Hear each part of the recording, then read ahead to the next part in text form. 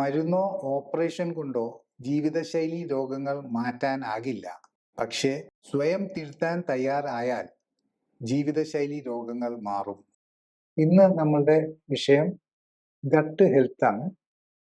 IBS, CBD and GI tract disorders ആണ്.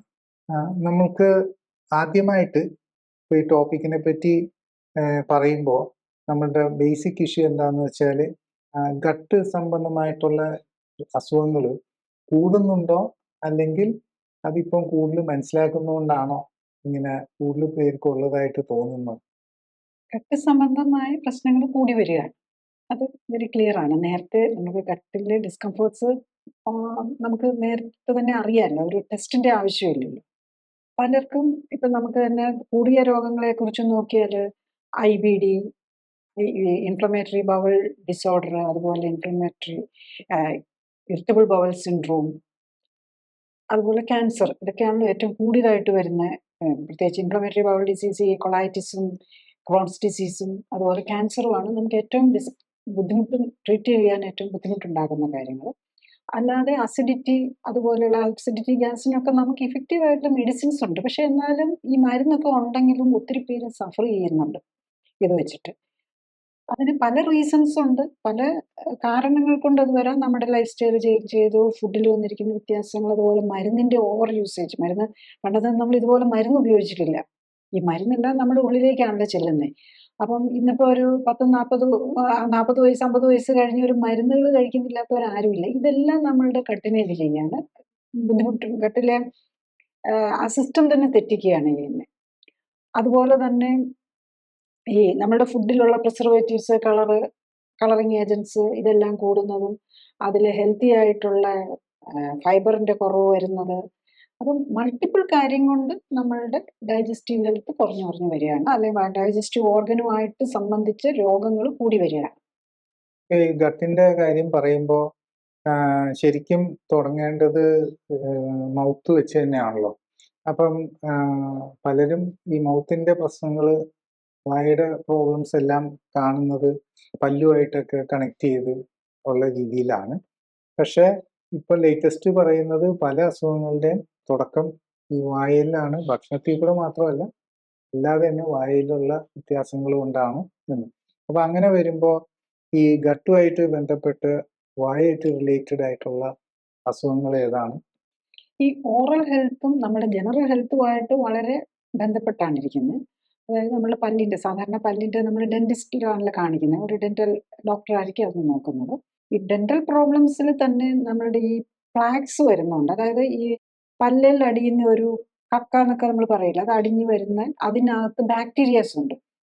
ഇതുണ്ടാക്കുന്ന പ്രശ്നങ്ങൾ കൊണ്ട് പല രോഗങ്ങളും വരുന്നുണ്ട്. പ്രത്യേകിച്ച് ഹാർട്ടുമായിട്ട് റിലേറ്റഡ്, ഹാർട്ട് അറ്റാക്കിന് പോലും കാരണമാകുന്നു. പിന്നെ അതുപോലെ ഈ റുമാറ്റിസം പോലെയുള്ള രോഗങ്ങൾക്കും ഈ ബാക്ടീരിയ അതുണ്ടാക്കുന്ന റിയാക്ഷനുകൾ കാരണമാകുന്നു.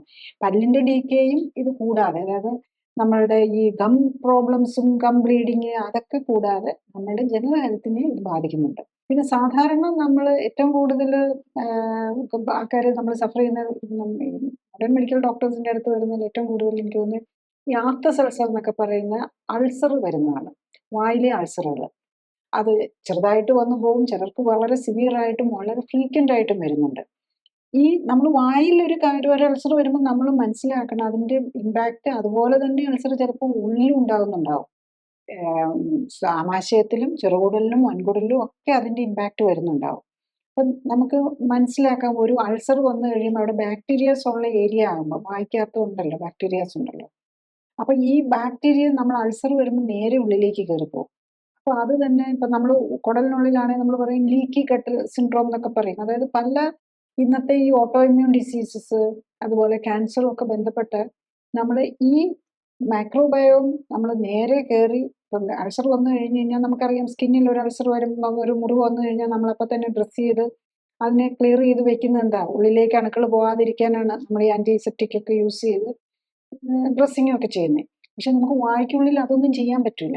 അപ്പം ഈ രീതിയിലുള്ള നമ്മളുടെ അൾസറുകളും ഒക്കെ നമുക്ക് പ്രോബ്ലംസ് ഉണ്ടാക്കാം. പക്ഷെ ഇതെല്ലാം വളരെ ജീവിതശൈലിയായിട്ടും കൂടി ബന്ധപ്പെട്ടാണ്. നമ്മൾ കഴിക്കുന്ന ഫുഡ്, നമ്മളുടെ ഉറക്കം, നമ്മുടെ stress level, nutritional deficiencies, even dietary ഫൈബറിന്റെ കുറവ്, ഇതെല്ലാം ഈ നമ്മളുടെ ജസ്റ്റ് വയറിലെ ഗ്യാസ് അസിഡിറ്റിയുമായിട്ട് മാത്രം ബന്ധപ്പെട്ടല്ല. വയറിലെ അൾസറും ആമാശയത്തിലെ അൾസറും ഇൻഡസ്റ്റൈനൽ ക്രോണിക് അൾസറും ഈവൻ ക്യാൻസറുമായിട്ട് എല്ലാം റിലേറ്റഡ് ആയിട്ടാണ് ഇരിക്കുന്നത്. അപ്പം നമ്മൾ കഴിക്കുന്ന ഫുഡ്, നമ്മുടെ എക്സസൈസ്, സ്ട്രെസ്, ഇതെല്ലാമാണ് കണക്റ്റഡ് ആയിട്ട് പോകുന്നത്. ഇപ്പോൾ പറയുന്നത് ഈ ഗട്ട് മൈക്രോബയോം എന്ന് പറയുന്നത് ശരിക്കും പറഞ്ഞാൽ നമ്മളുടെ ശരീരത്തിലെ ഒരു വലിയൊരു ഓർഗൻ പോലെ തന്നെയാണ്.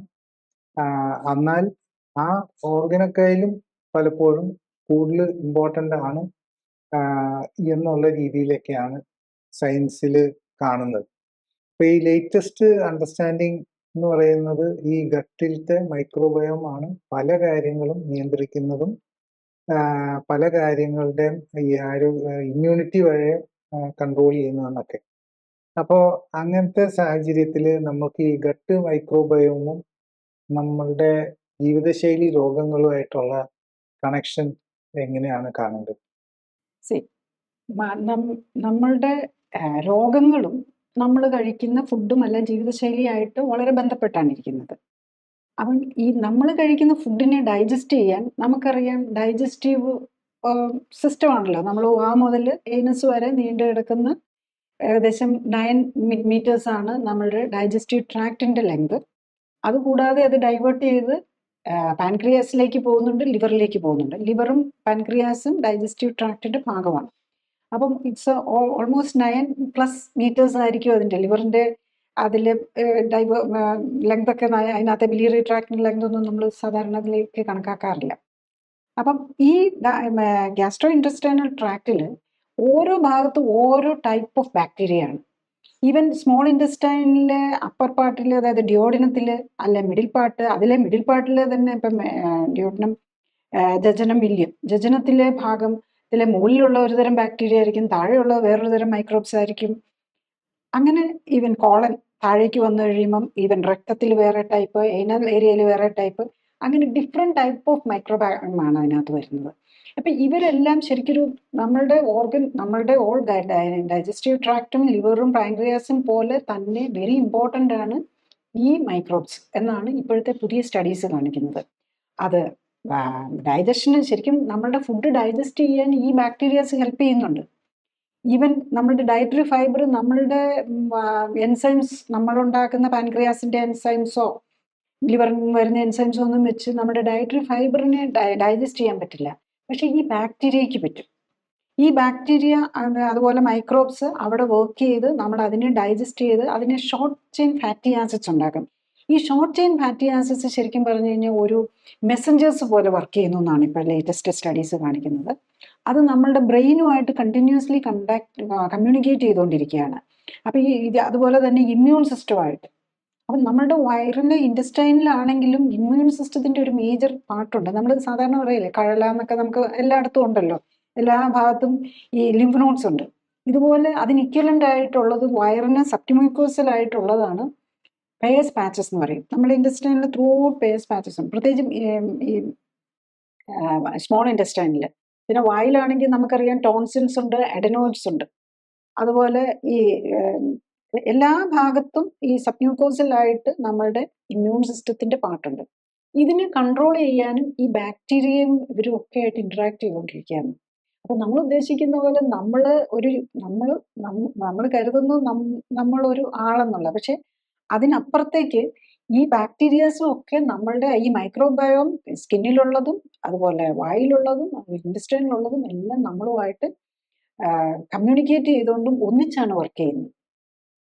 ശരിക്കും ഈ മൈക്രോബയോം എന്ന് പറയുമ്പോൾ ഒരു ടൗൺ പോലെയാണ്. പല ടൈപ്പ് കാര്യങ്ങൾ ചെയ്യാനായിട്ട് പല ടൈപ്പ് ആൾക്കാരുണ്ട്. ആ രീതിയിലുള്ള ഒരു കാഴ്ചപ്പാടാണ്. അപ്പോൾ ഇങ്ങനെ ഈ മൈക്രോബയോം എന്ന് പറയുമ്പോൾ ഈ IBS എന്നൊക്കെ പറയുമ്പോൾ ആ അസുഖവുമായിട്ട് ഇതുമൊക്കെ ആയിട്ട് എങ്ങനെയാണ് കണക്ട് ചെയ്ത് പോവുക? IBS എന്ന് പറയുമ്പോൾ ഇൻഫ്ലമേറ്ററി ഇറിറ്റബിൾ ബവൽ സിൻഡ്രോം. നമ്മളെപ്പോഴും IBSഉം IBDയും തമ്മിൽ ചേഞ്ച് ചെയ്തു ഇപ്പോൾ പറയുമ്പോൾ നമുക്ക് മാറിപ്പോകാൻ സാധ്യതയുള്ളതാണ്. IBS എന്ന് പറഞ്ഞാൽ ഇറിറ്റബിൾ ബവൽ സിൻഡ്രോമാണ്.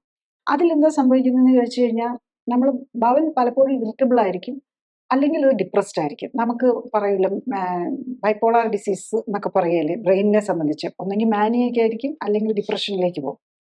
ഇതുപോലെ തന്നെ ഇൻഡസ്റ്റൈൻ്റെ ഒരു സിറ്റുവേഷൻ ആണത്. ചിലപ്പോൾ ഇറിറ്റബിൾ ആവും. നമ്മൾ എന്തെങ്കിലും സ്ട്രെസ്ഫുൾ സിറ്റുവേഷൻ വരുമ്പം പെട്ടെന്ന് ടോയ്ലറ്റിൽ പെട്ടെന്ന് പിന്നെയും ബവൽ മൂവ്മെന്റ്സ് വന്ന് പോകണമെന്ന് തോന്നും. ചിലപ്പോൾ അങ്ങനെയായിരിക്കും റിയാക്ട് ചെയ്യുന്നത് ഇറിറ്റബിൾ ബവൽ സിൻഡ്രോം ഉള്ളവർക്ക്. ചിലപ്പം കോൺസ്റ്റിപ്പേഷൻ ആയിരിക്കും, മലബന്ധം ഉണ്ടാവുകയായിരിക്കും ചെയ്യുന്നത്. അപ്പം ഈ രണ്ട് രീതിയിലും വർക്ക് ചെയ്യുന്നുണ്ട്. അപ്പം അതിന് കാരണം എന്താണെന്ന് ചോദിച്ചു കഴിഞ്ഞ് കഴിഞ്ഞാൽ നമ്മുടെ ഇൻഡസ്റ്റൈനകത്തും ഒരു നെർവസ് സിസ്റ്റം തന്നെ ഉണ്ടെന്നാണ് നമ്മൾ ഇപ്പം ഉണ്ടെന്നുള്ളത് പ്രൂവ്ഡാണ്, പറയുന്നതല്ല, ഇറ്റ് ഈസ് പ്രൂവ്ഡ് ദറ്റ് നമുക്ക് ഇൻഡിപെൻഡൻ്റ് ആയിട്ടാണ് അത് വർക്ക് ചെയ്യുന്നത്. ഇപ്പം നമ്മളുടെ ബ്രെയിനുമായിട്ടുള്ള കണക്ഷൻ നമുക്ക് ഇത് പോയി പാരലൈസ്ഡ് ആയി കിടക്കുന്ന ആളുടെയും വയറിൻ്റെ മൂവ്മെൻറ്റ് ഡൈജഷനൊന്നും ഒരു കുറവും വരുന്നില്ല, മൂവ്മെൻറ്റും എല്ലാം കറക്റ്റ് ആകുന്നതിന് കാരണം അതിനകത്ത്, അതായത് നമ്മൾ തൊണ്ട മുതൽ നമ്മുടെ ഏനസ് വരെയുള്ള ഒരു എൻഡറിക് നെർവസ് സിസ്റ്റം എന്ന് പറയും, അതും നമ്മുടെ ബ്രെയിനുമായിട്ട് കണക്റ്റഡാണ്. അതിനൊരു വേഗസ് നെർവ് എന്ന് പറഞ്ഞ് 12 ക്രേനിയൽ നെർവ്സ് ഉണ്ട്. ഈ ബ്രെയിനിൽ നിന്ന് ഡയറക്റ്റ്ലി വരുന്ന ക്രേനിയൽ നെർവ്സ് എന്ന് പറയും. പിന്നെ ബാക്കിയുള്ള നെർവ്സ് എല്ലാം വരുന്നത് നമ്മളുടെ ഓരോ വെർട്ടിബ്രയുടെ ഇടയിൽ നിറഞ്ഞു വരുവാണല്ലോ, അതിനെ നമ്മൾ സ്പൈനൽ നെർവ്സ് എന്ന് പറയും. ഈ 12 ക്രേനിയൽ നെർവ്സിലെ ഒരു ഏറ്റവും ലോങ്ങസ്റ്റ് ആണ് വേഗസ് നെർവ് എന്ന് പറയുന്നത്. പണ്ട് ഞാനൊക്കെ പഠിക്കുന്ന കാലത്ത് ഈ അസിഡിറ്റിക്കൊക്കെ വേണ്ടിയിട്ട് ആ വേഗസ് നെർവിനെ കട്ട് ചെയ്യുന്ന ഓപ്പറേഷൻ ആയിരുന്നു ചെയ്തിരുന്നത്. പക്ഷേ ഇപ്പം നമുക്ക് അസിഡിറ്റിക്ക് വേണ്ടിയിട്ട് അത്തരം ഓപ്പറേഷൻ ഒന്നും ചെയ്യേണ്ട വരുന്നില്ല. ഇപ്പം നമുക്ക് കുറച്ചും കൂടി ഇഫക്റ്റീവായിട്ട് മരുന്നുകളുള്ളതുകൊണ്ട് ആ ഓപ്പറേഷൻ പോലും അത് ഇല്ലെന്നായിപ്പോയി. ഇപ്പം ചെയ്യേണ്ട ആവശ്യം വരുന്നില്ല. ഇപ്പം ഈ 10-30 വർഷമായിട്ട് അതൊന്നും ചെയ്യുന്ന തന്നെയില്ല. അപ്പം ഈ വേഗസ് നെർവും ഈ ഇൻഡസ്റ്റൈനിലെ എൻഡറിക് നെർവ് സിസ്റ്റമായിട്ട് കണക്ട് ചെയ്തിരിക്കുക. അത് കൂടാതെ സ്പൈനൽ നെർവ്സിന്റെ കണക്ഷൻസും വേറെ വരുന്നുണ്ട്. അപ്പം ഈ സിസ്റ്റമാണ്, ഈ നെർവസ് സിസ്റ്റമാണ് നമ്മളുടെ എപ്പോഴും നമ്മുടെ ബവൽ മൂവ് ചെയ്തുകൊണ്ടിരിക്കുക. അപ്പൊ ആ മൂവ്മെന്റും അതിന്റെ ഭാഗമാണ് ഡൈജഷനും കൂടെ നടക്കുന്നത്. അപ്പൊ ഇതിനെല്ലാം കൺട്രോൾ ചെയ്യാനും നമ്മളുടെ മൈക്രോബയോമും കൂടെ കണക്റ്റഡ് ആണ്. ഇതുപോലെ തന്നെ നമുക്ക് ഹോർമോൺസ് ഉണ്ട് നമ്മുടെ ഇൻഡസ്റ്റൈനിലും, മൊത്തം ഹോർമോൺസും കൂടെ ഉണ്ടാക്കിക്കൊണ്ടിരിക്കുക. പണ്ടൊക്കെ നമ്മൾ എൻഡോക്രൈൻ ഗ്ലാൻസ് എന്ന് പറയുമ്പം തൈറോയിഡ്, എഡ്രിനൽസ്, അങ്ങനെ ഒരു ഫ്യൂ മാത്രമേ നമ്മൾ ചിന്തിച്ചിട്ടുള്ളൂ. ഇപ്പം നമ്മളുടെ ഓരോ ഭാഗത്തും ഓരോതരം ഹോർമോണുകളാണ് ഉണ്ടാക്കിക്കൊണ്ടിരിക്കുന്നത്. ആമാശയത്തിൽ ഉണ്ടാക്കുന്നത്, ഡിയോഡിനത്തിൽ ഉണ്ടാക്കുന്നത്, ജിജനത്തിൽ ഉണ്ടാക്കുന്നത്, ഇങ്ങനെ പലതരം ഹോർമോണുകൾ ഓരോ ഭാഗത്തും വരിക. ഈവൻ നമ്മളുടെ വായിൽ ഒരു ഫുഡ് വരുമ്പോൾ തന്നെ അതിൻ്റെ റിഫ്ലക്ഷനായിട്ട് പല ഹോർമോണൽ ചേഞ്ചസും നമ്മളുടെ ചെറുകുടലിലും ഉണ്ടാകുന്നുണ്ടെന്നുള്ളതാണ്. ഇപ്പൊ ഈ GI ട്രാക്ട് അതിന്റെ അസുഖങ്ങൾ ആയിട്ട് ഇപ്പം പല ടൈപ്പ് ഉണ്ടല്ലോ, ഈ ആസിഡ് റിഫ്ലക്സ് ഡിസീസ്, അങ്ങനെ പല ഇതായിട്ട്. അങ്ങനത്തെ ഡിസീസസ് പലതും ചിലപ്പോൾ ഒരു പേഷ്യൻറ്റിൽ തന്നെ കാണാറുണ്ട് എന്നാണ് പറയുന്നത്. അപ്പോൾ അങ്ങനെ വരുമ്പോഴത്തേക്കും ഈ ഇവരുടെ ഈ ട്രീറ്റ്മെന്റിൽ ഈ ക്ലിനിക്കലി സപ്പോർട്ടഡ് ലൈഫ് സ്റ്റൈൽ കറക്ഷന് എന്താണ് റോൾ ഉള്ളത്? ഈ ഗ്യാസ്ട്രിക് പ്രോബ്ലംസിന് ഇന്ന് ഏറ്റവും കൂടുതൽ അസിഡിറ്റി, നമ്മൾ ഒന്നെങ്കിൽ ഇൻഡസ്റ്റൈന് അസിഡിറ്റി കുറയ്ക്കാനുണ്ട്. ഇപ്പം അതിന് അതാണ് ഞാൻ പറഞ്ഞ നേരത്തെ ഈ വേഗസ് നെർവ് കട്ട് ചെയ്യുന്ന സർജറി ഒക്കെ ചെയ്തിരുന്നത്. അതിന് പകരം ഇപ്പം പ്രോട്ടോൺ പമ്പ് ഇൻഹിബിറ്റേഴ്സ് എന്നൊക്കെ പറഞ്ഞ മരുന്നുകളുണ്ട്. അതന്നെ ഈ പാൻറ്റപ്രസോൾ എന്നൊക്കെ പറഞ്ഞ്, എപ്പോഴും അസിഡിറ്റി എന്ന് പറഞ്ഞു കഴിഞ്ഞാൽ നമുക്ക് കഴിക്കാൻ തരുന്ന മരുന്നാണിത്. അപ്പം ആ മരുന്നാണ് അസിഡിറ്റി ഓറിയൻറ്റഡ് ആയിട്ടുള്ള. പിന്നെ ഗ്യാസിന് നമ്മൾ ഗ്യാസ് കുറയ്ക്കാനുള്ള മരുന്നുകൾ, ഇതൊക്കെയാണ് നമുക്ക് മരുന്നായിട്ട് എടുക്കാവുന്നത്. പക്ഷേ നമ്മൾ ഈ മരുന്നുകൾ ആസിഡ് ഉണ്ടാക്കുക എന്നുള്ളത് നമ്മുടെ ഇമ്മ്യൂൺ സിസ്റ്റത്തിന്റെ ഭാഗമാണ്, നമ്മുടെ അത് പ്രൊട്ടക്റ്റീവാണ്. ആക്ച്വലി അവിടുത്തെ ആസിഡ് അല്ല കുഴപ്പമുണ്ടാകുന്നത്, ബേസിക്കലി നമ്മളുടെ ആ ആമാശയത്തിന്റെ മ്യൂക്കോസയുടെ ശക്തി കുറഞ്ഞു പോകുമ്പോഴാണ് അവിടെ അൾസർ ഉണ്ടാകുന്നത്. പക്ഷെ ആ ആമാശയത്തിന്റെ മ്യൂക്കോസയുടെ ശക്തി കുറയുന്നതിന്റെ, അല്ലെങ്കിൽ അത് അട്രോഫിക് ആകുന്നതിന്റെ, അല്ലെങ്കിൽ അതിനൊരു ഇൻഫ്ലമേഷൻ വരുന്നതിന്റെ കാരണം നമ്മൾ ട്രീറ്റ് ചെയ്യുന്നില്ല. നമ്മൾ അതോടെ ആസിഡിനെ സപ്രസ് ചെയ്ത് അവിടെ ട്രീറ്റ് ചെയ്യാനാണ് നമ്മൾ നോക്കുന്നത്. അപ്പം അതുകൊണ്ട് നമ്മൾക്ക് നമ്മുടെ ഇമ്മ്യൂൺ സിസ്റ്റത്തെ നമ്മൾ അവിടെ സപ്രസ് ചെയ്യുകയാണ്. ആസിഡ് എന്തിനു വേണ്ടിയിട്ടാണ്? ഒന്ന് ഡൈജഷനെ ഹെൽപ്പ് ചെയ്യണം, അതുപോലെ നമ്മളുടെ ഈ എന്തെങ്കിലും കഴിക്കുന്ന ഇതിനകത്തുള്ള അണുക്കളെ കൊല്ലാനും കൂടെയാണത്. ഹൈഡ്രോക്ലോറിക് ആസിഡ് വെരി സ്ട്രോങ് ആൻറ്റിസെപ്റ്റിക്കും, അത് അണുക്കളെ കൊല്ലാനുള്ള സാധനമാണ്. പക്ഷെ അതിൻ്റെ പ്രൊഡക്ഷൻ നമ്മൾ സപ്രസ് ചെയ്യുക, കാരണം അത്രയും അസിഡിക് എൻവിറോൺമെൻറ്റ് നമുക്ക് സഹിക്കാൻ പറ്റുന്നില്ല നമ്മളുടെ സ്റ്റൊമക്കിന്. അപ്പോൾ അവിടെ അൾസർ വരും. അൾസർ വന്നു കഴിഞ്ഞാൽ നമ്മളതിന് ട്രീറ്റ്മെൻറ്റ് കൊടുത്തില്ലെങ്കിൽ അതിന് ഹോളൊക്കെ വന്ന് നമ്മൾ വലിയ പെർഫറേഷൻ എന്ന് പറയും, ഈ ഒരു തുളയൊക്കെ. ഇതിനൊക്കെ വളരെ കട്ടി കുറവാണ് നമ്മളുടെ മറ്റേ കുടലിൻ്റെയൊക്കെ തിക്നെസ് വളരെ കുറവാണ്. ഇപ്പം സ്മോൾ ഇൻറ്റസ്റ്റൈനിലൊക്കെ 0.5 mm തിക്നെസ്സേ ഉള്ളൂ, 0.3 mm to 0.5 mm ഉള്ളൂ. അവിടെ ഒരു അൾസർ വന്നത് ഡെപ്തിലേക്ക് പോയി കഴിഞ്ഞു കഴിഞ്ഞാൽ അത് ഒരു പെർഫറേഷൻ വന്ന് ഈ കുടലിലെ കണ്ടന്റ് ഒക്കെ പുറത്തേക്ക് വന്നു കഴിഞ്ഞാൽ അതൊരു വലിയ ഡേഞ്ചറസ് സിറ്റുവേഷനിലേക്ക് വരും. അപ്പം അങ്ങനെയുള്ള സിറ്റുവേഷനിലേക്ക് വരാതിരിക്കാനും കൂടെ ആണ് നമ്മൾ ഈ ആൻറ്റി അസിഡിറ്റി മരുന്നുകളൊക്കെ എടുക്കുന്നത്. പക്ഷെ അതൊക്കെ ഷോർട്ട് ടൈമിൽ എടുക്കുന്നതിന് കുഴപ്പമില്ല. നമുക്കൊരു വയറിനൊരു പ്രോബ്ലം വന്നു, നമ്മൾ ഒരു ദിവസമോ 2 ദിവസമോ അല്ലെങ്കിൽ ഒരു 10-15 ദിവസം വരെ എടുക്കാം, ഓർ മേ ബി 1 മാസമോ 2 മാസമോ. പക്ഷെ ഇത് ലൈഫ് ലോങ് വർഷങ്ങളോളം എടുക്കുമ്പോഴേക്കും നമ്മളുടെ ഇമ്മ്യൂൺ സിസ്റ്റത്തെ സപ്രസ് ചെയ്ത് നമ്മൾ പലവിധ പ്രോബ്ലമിലേക്കും പോകാം. ഈവൻ നമ്മളുടെ മൈക്രോബയോമിനെ തന്നെ അത് നെഗറ്റീവായിട്ട് ബാധിക്കാം. ഈ പല മരുന്നുകളുടെയും പ്രോബ്ലം അതാണ്, നമ്മളുടെ മൈക്രോബയോം, നമ്മുടെ ഈ ഉള്ളിലുള്ള ബാക്ടീരിയാസിനെയൊക്കെ അതിന് പ്രതികൂലമായി ബാധിക്കും. അപ്പൊ അത് നമുക്ക് പലതരം രോഗങ്ങളിലേക്ക് നമ്മളെ കൊണ്ടുപോകാം. ഇപ്പം ഈ ഗട്ടിന്റെ കാര്യം പറയുമ്പോൾ, ഈ മൈക്രോബയോമിന്റെ കാര്യം പറയുമ്പോൾ, ഈ ലേറ്റസ്റ്റ് ആയിട്ട് ഉള്ള അണ്ടർസ്റ്റാൻഡിങ്ങിൽ ഈ മൈക്രോബയോം നമ്മളുടെ ബ്രെയിനിനെയും നമ്മളുടെ ചിന്തകളെയും വരെയും കൺട്രോൾ ചെയ്യുമെന്ന് പറയുന്നു. അപ്പം എത്രമാത്രം ഈ മൈക്രോബയോമും ഗട്ടും നമ്മളുടെ ജീവിതശൈലി തിരുത്താനുള്ള ശ്രമത്തിൽ എത്രമാത്രം പങ്കുവഹിക്കുന്നു?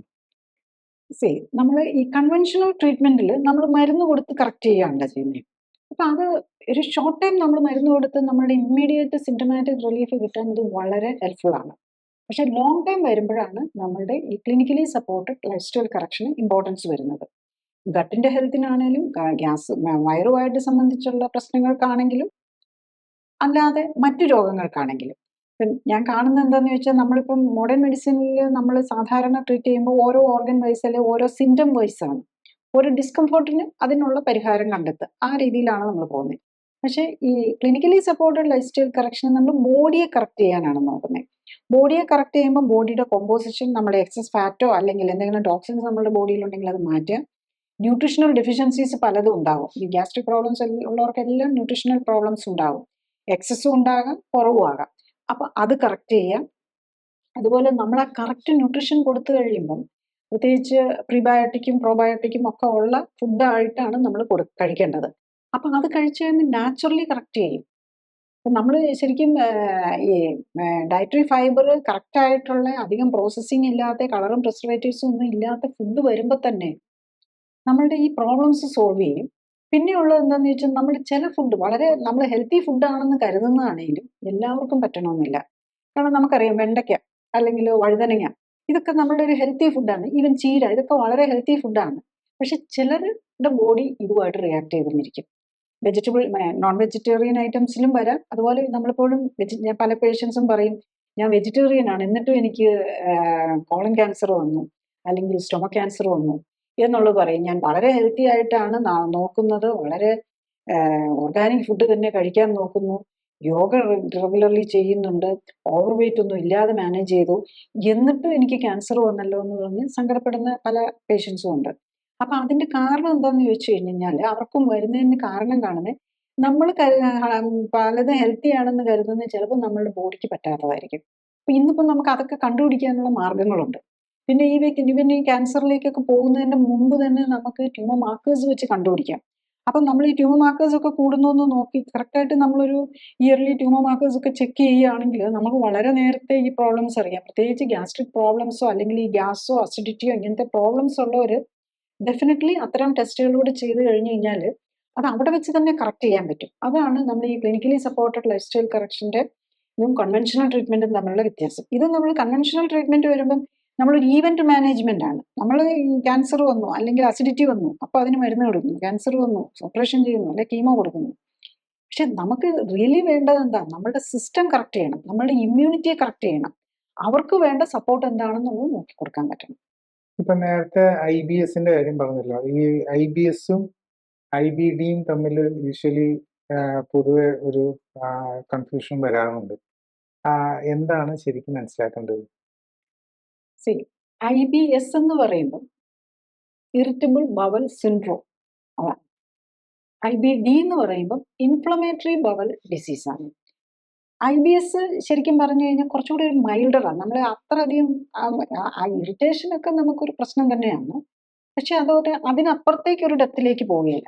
അതും ലൈഫ് സ്റ്റൈലുമായിട്ട് ഡയറക്ട്ലി കണക്ട് ചെയ്താണ് ഇരിക്കുന്നത്. നമ്മളുടെ കഴിക്കുന്ന ഫുഡും നമ്മളുടെ എക്സസൈസും നമ്മളുടെ സ്ട്രെസ്സും മെന്റൽ സ്ലീപ്പും ഇതെല്ലാം കണക്റ്റഡ് ആയിട്ടാണ് IBS വരുന്നതെന്ന്, ഇറിറ്റബിൾ ബൗൾ സിൻഡ്രോം വരുന്നതെന്ന് നമുക്കത് അനുഭവിക്കുന്ന എല്ലാവർക്കും അറിയാം, ടെൻഷൻ കൂടുമ്പോഴൊക്കെയാണ്. അതേസമയത്ത് ഇൻഫ്ലമേറ്ററി ബൗൾ ഡിസീസ് എന്ന് പറയുമ്പോൾ എന്താ സംഭവിക്കുന്നതെന്ന് വെച്ചാൽ നമ്മുടെ കുടലിൽ ഇൻഫ്ലമേഷൻ വരിക.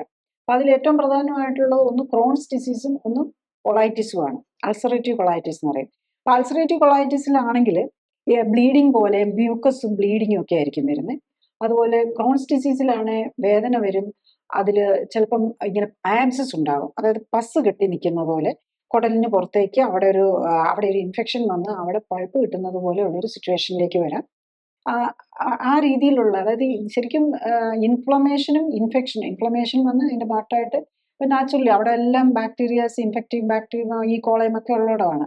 അപ്പോൾ അത് ഇൻഫെക്ഷനായിട്ട് മാറും. ഇത് തന്നെ നമ്മളുടെ ബ്ലഡിലേക്ക് കയറി വരും. അപ്പോൾ ഇത്തരം പേഷ്യൻസിന് ലിവറിൽ ഒരു ഓട്ടോഇമ്യൂൺ ഹെപ്പറ്റൈറ്റിസ് വരാനുള്ള സാധ്യതയും കൂടുതലാണ്. ഇപ്പോൾ ഓട്ടോഇമ്യൂൺ ഹെപ്പറ്റൈറ്റിസ് ഉണ്ട്, ഓട്ടോഇമ്യൂൺ കൊളാഞ്ചൈറ്റിസ് എന്ന് പറഞ്ഞ് ബിലിയറി ട്രാക്റ്റിന് വരുന്ന ഇൻഫ്ലമേഷനും. അത് ഈ ബാക്ടീരിയ ഇങ്ങനെ നമ്മൾ ലീക്കി ഗട്ട് എന്ന് പറയും. അതിൽ ലീക്കി ഗട്ട് എന്ന് പറയുന്നത് ഇവിടെ ഇൻഫെക്ഷൻ, ഈ ഗട്ടിനകത്ത് ഒരു ബ്രേക്ക് വന്നിട്ട് അതിനകത്തൂടെ ടോക്സിൻസും ഈ ബാക്ടീരിയാസും ഒക്കെ ഉള്ളിലേക്ക് കയറി വരികയാണ് ചെയ്യുന്നത്. അപ്പം ഇതെല്ലാം ഇപ്പം ആ രീതിയിലാണ് ഇത് രണ്ടും നമ്മൾ ഡിസ്റ്റിങ്വിഷ് ചെയ്യേണ്ടത്. ബേസിക്കലി ഇറിറ്റബിൾ ബൗൾ സിൻഡ്രോം ആണെങ്കിൽ കുറച്ചുകൂടി മൈൽഡർ ഫോമ, കുറച്ച് നമ്മൾ ഇത് രണ്ടിനും ബേസിക്കലി മറ്റേ ഇൻഫ്ലമേറ്ററി ബൗൾ ഡിസീസിന് ശരിക്കും പറഞ്ഞു കഴിഞ്ഞാൽ ഇമ്യൂണോ സപ്രസൻസ് ആണ് ട്രീറ്റ്മെന്റ് ആയിട്ട് എടുക്കുന്നത്. മറ്റത് നമ്മൾ ആസിഡിറ്റിക്ക് അല്ലെങ്കിൽ കോൺസ്റ്റിപ്പേഷന് വേണ്ടിയിട്ട് ബൗൾ മൂവ്മെന്റ് കൂട്ടാനും കുറയ്ക്കാനും അല്ലെങ്കിൽ ഒരു ആന്റി ഡിപ്രസന്റ്, അതായത് പോലെയുള്ള മെഡിസിൻസ് ആണ്. പലപ്പോഴും ഒരു സൈക്കാട്രിക് മെഡിസിൻസ് ആണ് പലപ്പോഴും ഈ ഇറിറ്റബിൾ ബൗൾ സിൻഡ്രോമിന് പലപ്പോഴും ഉപയോഗിക്കേണ്ടി വരുന്നത്. അതായത് ബ്രെയിനിലെ ഇത് വരുമ്പോഴാണല്ലോ നമുക്ക് ഡിപ്രഷനും ഒക്കെയുള്ള സൈക്കാട്രിക് മെഡിസിൻ യൂസ് ചെയ്യുന്നത്. അതുപോലെ തന്നെ വയറിലെ ഇത് വരുമ്പോൾ അതിനും ആ രീതിയിലുള്ള വയറിലെ ഇൻറ്റസ്റ്റൈനെയാണ് അത് ബാധിക്കുന്നത്, അതേ രീതിയിലുള്ള മരുന്ന് കൊടുക്കും. അപ്പം ഈ രണ്ടും ഒരേ രീതിയിലാണ് രണ്ടും അതിൻ്റെ സിംറ്റമാറ്റിക് റിലീഫാണ് കൺവെൻഷണൽ ട്രീറ്റ്മെന്റിൽ വരുന്നത്. ലൈഫ് സ്റ്റൈൽ കറക്ഷനിൽ വരുമ്പോൾ നമ്മൾ ആ ഇൻഫ്ലമേഷൻ മാറ്റാനായിട്ടും ഇമ്മ്യൂണിറ്റിയെ കറക്റ്റ് ചെയ്യാനായിട്ട്, ഇൻഫ്ലമേറ്ററി ബൗൾ ഡിസീസ് എന്ന് പറയുന്ന ഒരു ഓട്ടോ ഇമ്മ്യൂൺ ഡിസീസാണ്. അപ്പം നമ്മൾ ഇമ്മ്യൂണിറ്റിയെ കറക്റ്റ് ചെയ്യാനാണ്. മറ്റതും ശരിക്കും പറഞ്ഞു കഴിഞ്ഞു കഴിഞ്ഞാൽ നമ്മുടെ നെർവസ് സിസ്റ്റത്തിൽ വരുന്ന ലൈറ്റർ ഫോം ഓഫ് ഇമ്മ്യൂണിറ്റിയിൽ വരുന്ന ചേഞ്ചസും മെറ്റബോളിസത്തിൽ വരുന്ന ചേഞ്ചുമാണ്. അതിന് ഏതിനാണെങ്കിലും ശരിക്കും ലൈഫ് സ്റ്റൈൽ കറക്ഷൻ ചെയ്തു കഴിഞ്ഞു കഴിഞ്ഞാൽ അതിൽ ഇൻഫ്ലമേറ്ററി ബൗൾ സിൻഡ്രോം ഡിസീസ് ആണെങ്കിൽ അതിനും ആശ്വാസം കിട്ടും, ഇറിറ്റബിൾ ബൗൾ സിൻഡ്രോം ആണെങ്കിൽ അതിന് വേറെ രീതിയിലുള്ള ആശ്വാസം കിട്ടും. അതാണ് ഞാൻ കാണുന്നത്. അപ്പം ശരിക്കും ഈ life style correction clinical supervision എന്ന് പറയുമ്പോൾ IBS ആണെങ്കിൽ അത് തന്നെ ഒരു കാര്യമായിട്ടുള്ള ഇമ്പാക്റ്റ് ഉണ്ടാക്കാൻ പറ്റും. IBD ആണെങ്കിൽ അത്യാവശ്യം മെഡിക്കേഷൻസ് ഒക്കെ വേണ്ടി വരും.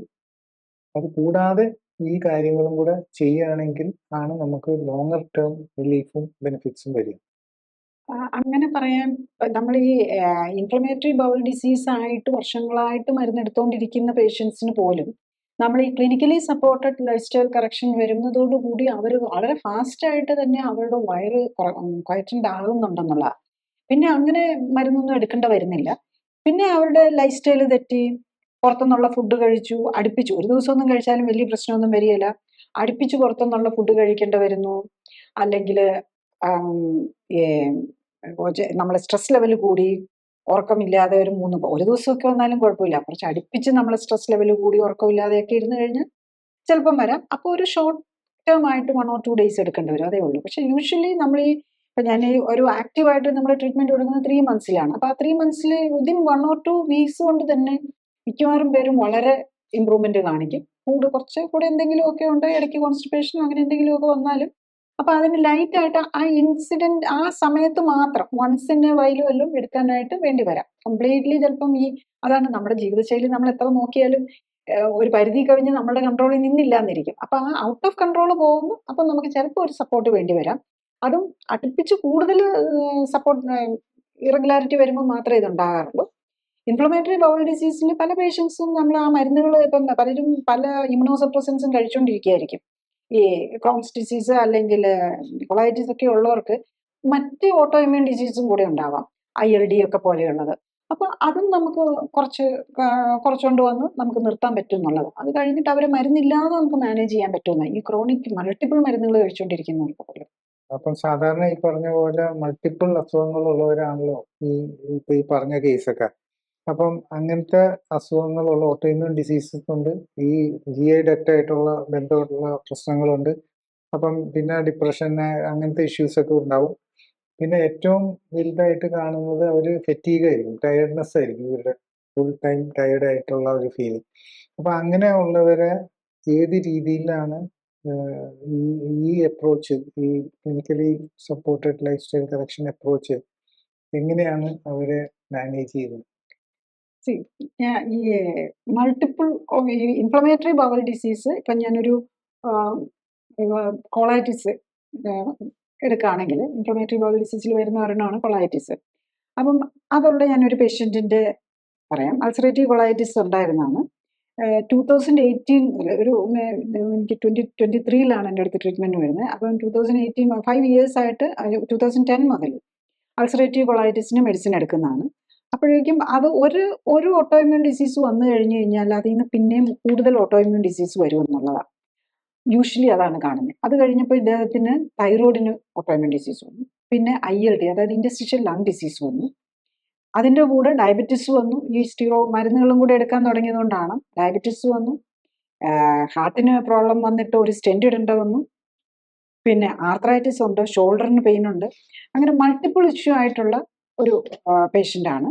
അദ്ദേഹത്തിന് നമ്മൾ ട്രീറ്റ്മെൻറ്റ് സ്റ്റാർട്ട് ചെയ്ത് കഴിഞ്ഞിപ്പം അദ്ദേഹം മൾട്ടിപ്പിൾ മെഡിക്കേഷൻസ് ഉണ്ടായിരുന്ന ആളാണ്. മെഡിസിൻസ് എന്ന് പറഞ്ഞു കഴിഞ്ഞാൽ ഒരു തൈറോയിഡിന് വേണ്ടിയിട്ട് 125 milligram തൈറോക്സിൻ കഴിക്കുന്നുണ്ട്. സെൽസെപ്റ്റ് അത് വെരി സ്ട്രോങ് ഇമ്മ്യൂണോസപ്രസൻ്റ് ആണ്. അതിന് ഈ ലങ്സിനും ഉണ്ട്, അതുപോലെ അൾസറേറ്റീവ് കൊളൈറ്റിസും കൂടെ ഉള്ളതുകൊണ്ടായിരിക്കണം അത്ര കൊടുത്തിരിക്കുന്നത്. മെക്കോഫിനാൻസ് യൂഷ്വലി അത് നമ്മൾ ഈ ഓർഗൻ ട്രാൻസ്പ്ലാന്റ് ഒക്കെ കഴിഞ്ഞവർക്ക് ഉപയോഗിക്കുന്നതാണ്. പിന്നെ സാംപ്രാസ് എന്നുള്ള മരുന്നുണ്ട്, അത് അസിഡിറ്റിക്കുള്ളതാണ്. മെസാക്കോൾ അത് ഈ മെസലസിൻ എന്നുള്ള ടാബ്ലറ്റ് ആണ്. അത് ശരിക്കും ഈ അൾസറേറ്റീവ് കൊളൈറ്റിസിന് വേണ്ടിയിട്ടുള്ളതാണ്.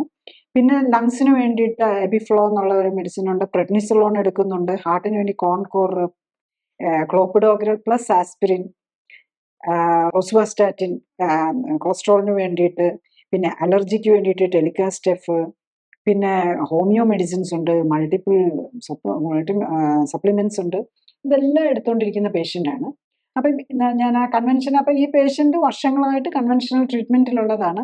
ഇയാൾക്ക് വളരെയധികം ആങ്സൈറ്റി ഉണ്ട്, ആങ്സൈറ്റി പ്രോബ്ലം ഉണ്ട്, ഇടയ്ക്ക് ഡിപ്രഷൻ വരും, ആങ്സൈറ്റി വരും. ഇപ്പം നാച്ചുറലി ഇത്രയും അസുഖങ്ങളുള്ള ഒരാളല്ലേ, അപ്പം അവർക്ക് ഇതെല്ലാം ഇതിന് വേണ്ടിയിട്ടുള്ള എല്ലാ മരുന്നുകളും ഉണ്ട്. ഡയബറ്റീസിന് വേണ്ടിയിട്ട് ആക്ച്വലി ഇൻസുലിനാണ് എടുത്തുകൊണ്ടിരിക്കുന്നത്. അപ്പം അങ്ങനെ മൾട്ടിപ്പിൾ മെഡിസിൻസ് ഇതെല്ലാം കൂടെ വരുമ്പോൾ ആര് വേണേലും ഡിപ്രസ്ഡ് ആയാം, അല്ലെങ്കിൽ ആങ്സൈറ്റി ഇതെല്ലാം വരാം.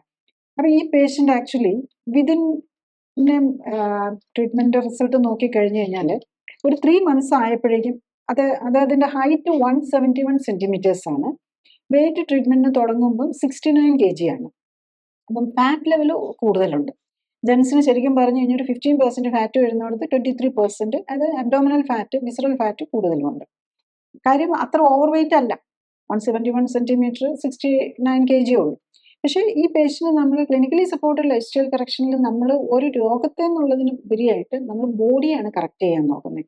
അപ്പോൾ ഒരു 90 days ആയപ്പോഴേക്കും അദ്ദേഹത്തിൻ്റെ വെയിറ്റ് 54 kg കുറയ്ക്കാൻ പറ്റും. ഓൾമോസ്റ്റ് 14 kg ആണ് കുറഞ്ഞത്.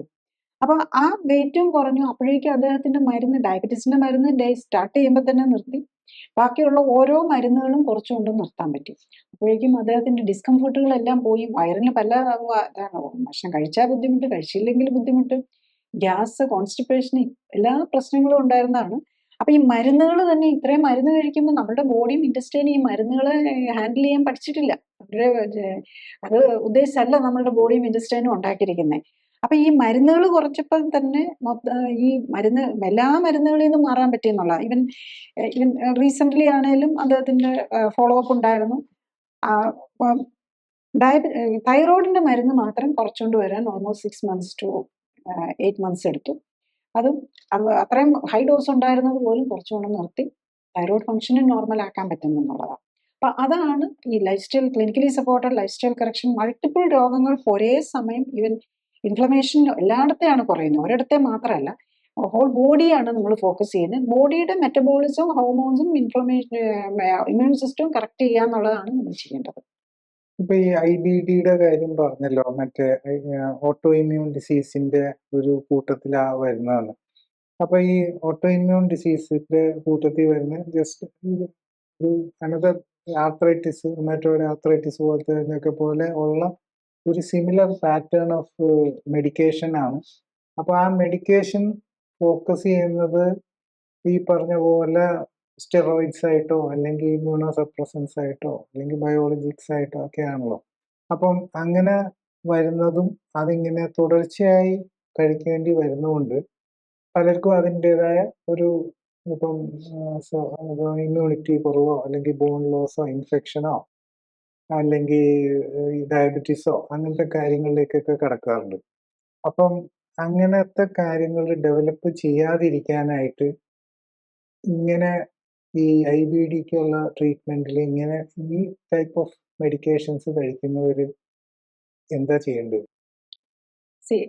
IBD, ക്രോൺസ് ഡിസീസ് ആണെങ്കിലും അൾസറേറ്റീവ് കൊളൈറ്റിസ് ആണെങ്കിലും മിക്കവരും ഒരു കുറച്ച് വർഷമായപ്പോഴേക്ക് അവർക്ക് വേറെ എന്തെങ്കിലുമൊക്കെ പ്രോബ്ലംസ്, മെറ്റബോളിക് ഡയബറ്റീസോ ഹൈപ്പർ ടെൻഷനോ ഹാർട്ട് ഡിസീസോ അല്ലെങ്കിൽ മറ്റ് ഓട്ടോ ഇമ്മ്യൂൺ ഡിസീസസ്, തൈറോയിഡിനോ അല്ലെങ്കിൽ ആർത്രൈറ്റിസോ ഒക്കെ വന്നിട്ടുണ്ടാകും. കാരണം അവരുടെ ഇമ്മ്യൂൺ സിസ്റ്റം തെറ്റിയിരിക്കുക. അവരുടെ ഇപ്പം നമ്മൾ ഈ ആൻറ്റി ഇൻഫ്ലമേറ്ററി ഏജൻസ് അല്ലെങ്കിൽ ഇമ്മ്യൂണോസപ്രസൻസ് എടുക്കുമ്പം നാച്ചുറലി ഡയബറ്റീസിലേക്ക് പോകാനുള്ള, വെയിറ്റ് ഗെയിൻ വരാനും ഡയബറ്റീസിലേക്ക് പോകാനും ഉള്ള ടെൻഡൻസി കൂടുതലായിരിക്കും.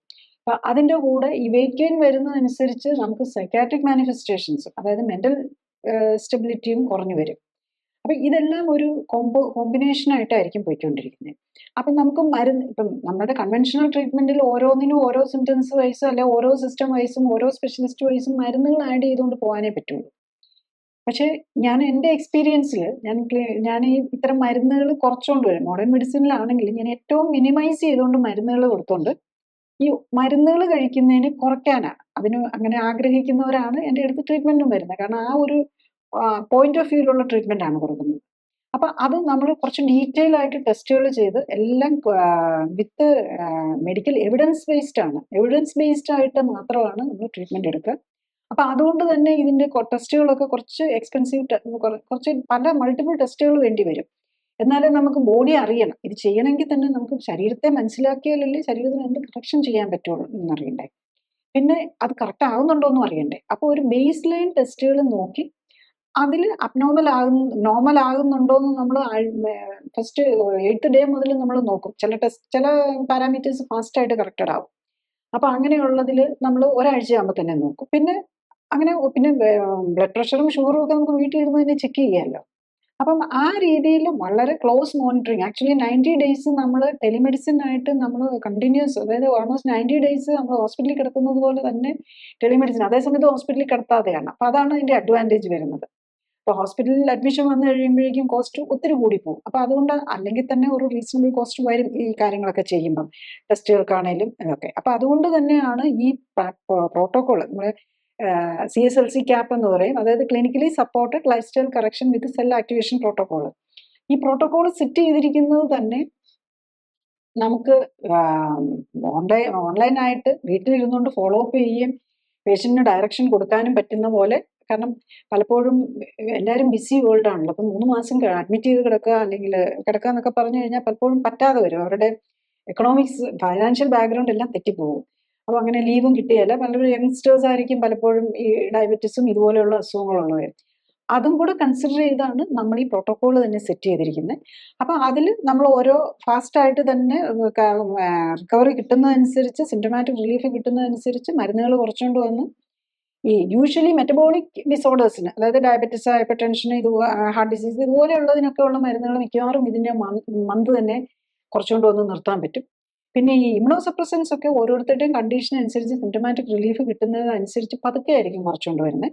അത് എത്ര അസുഖങ്ങളുണ്ട്, എത്ര മരുന്നുണ്ട്, ഇതെല്ലാം കൂടെ കൺസിഡർ ചെയ്താണ്.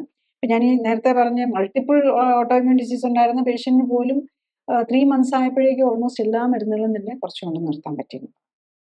ഇപ്പം ഈ പ്രോസസ്ഡ് ഫുഡ്, ദാറ്റ് ഈസ് ഈ ജങ്ക് ഫുഡ്, അങ്ങനെയുള്ള കാര്യങ്ങളെ പറ്റി ആണല്ലോ കൂടുതലും സംസാരിക്കുകയും കൂടുതൽ അത് യൂസ് ചെയ്യുകയും ചെയ്യുന്നത്.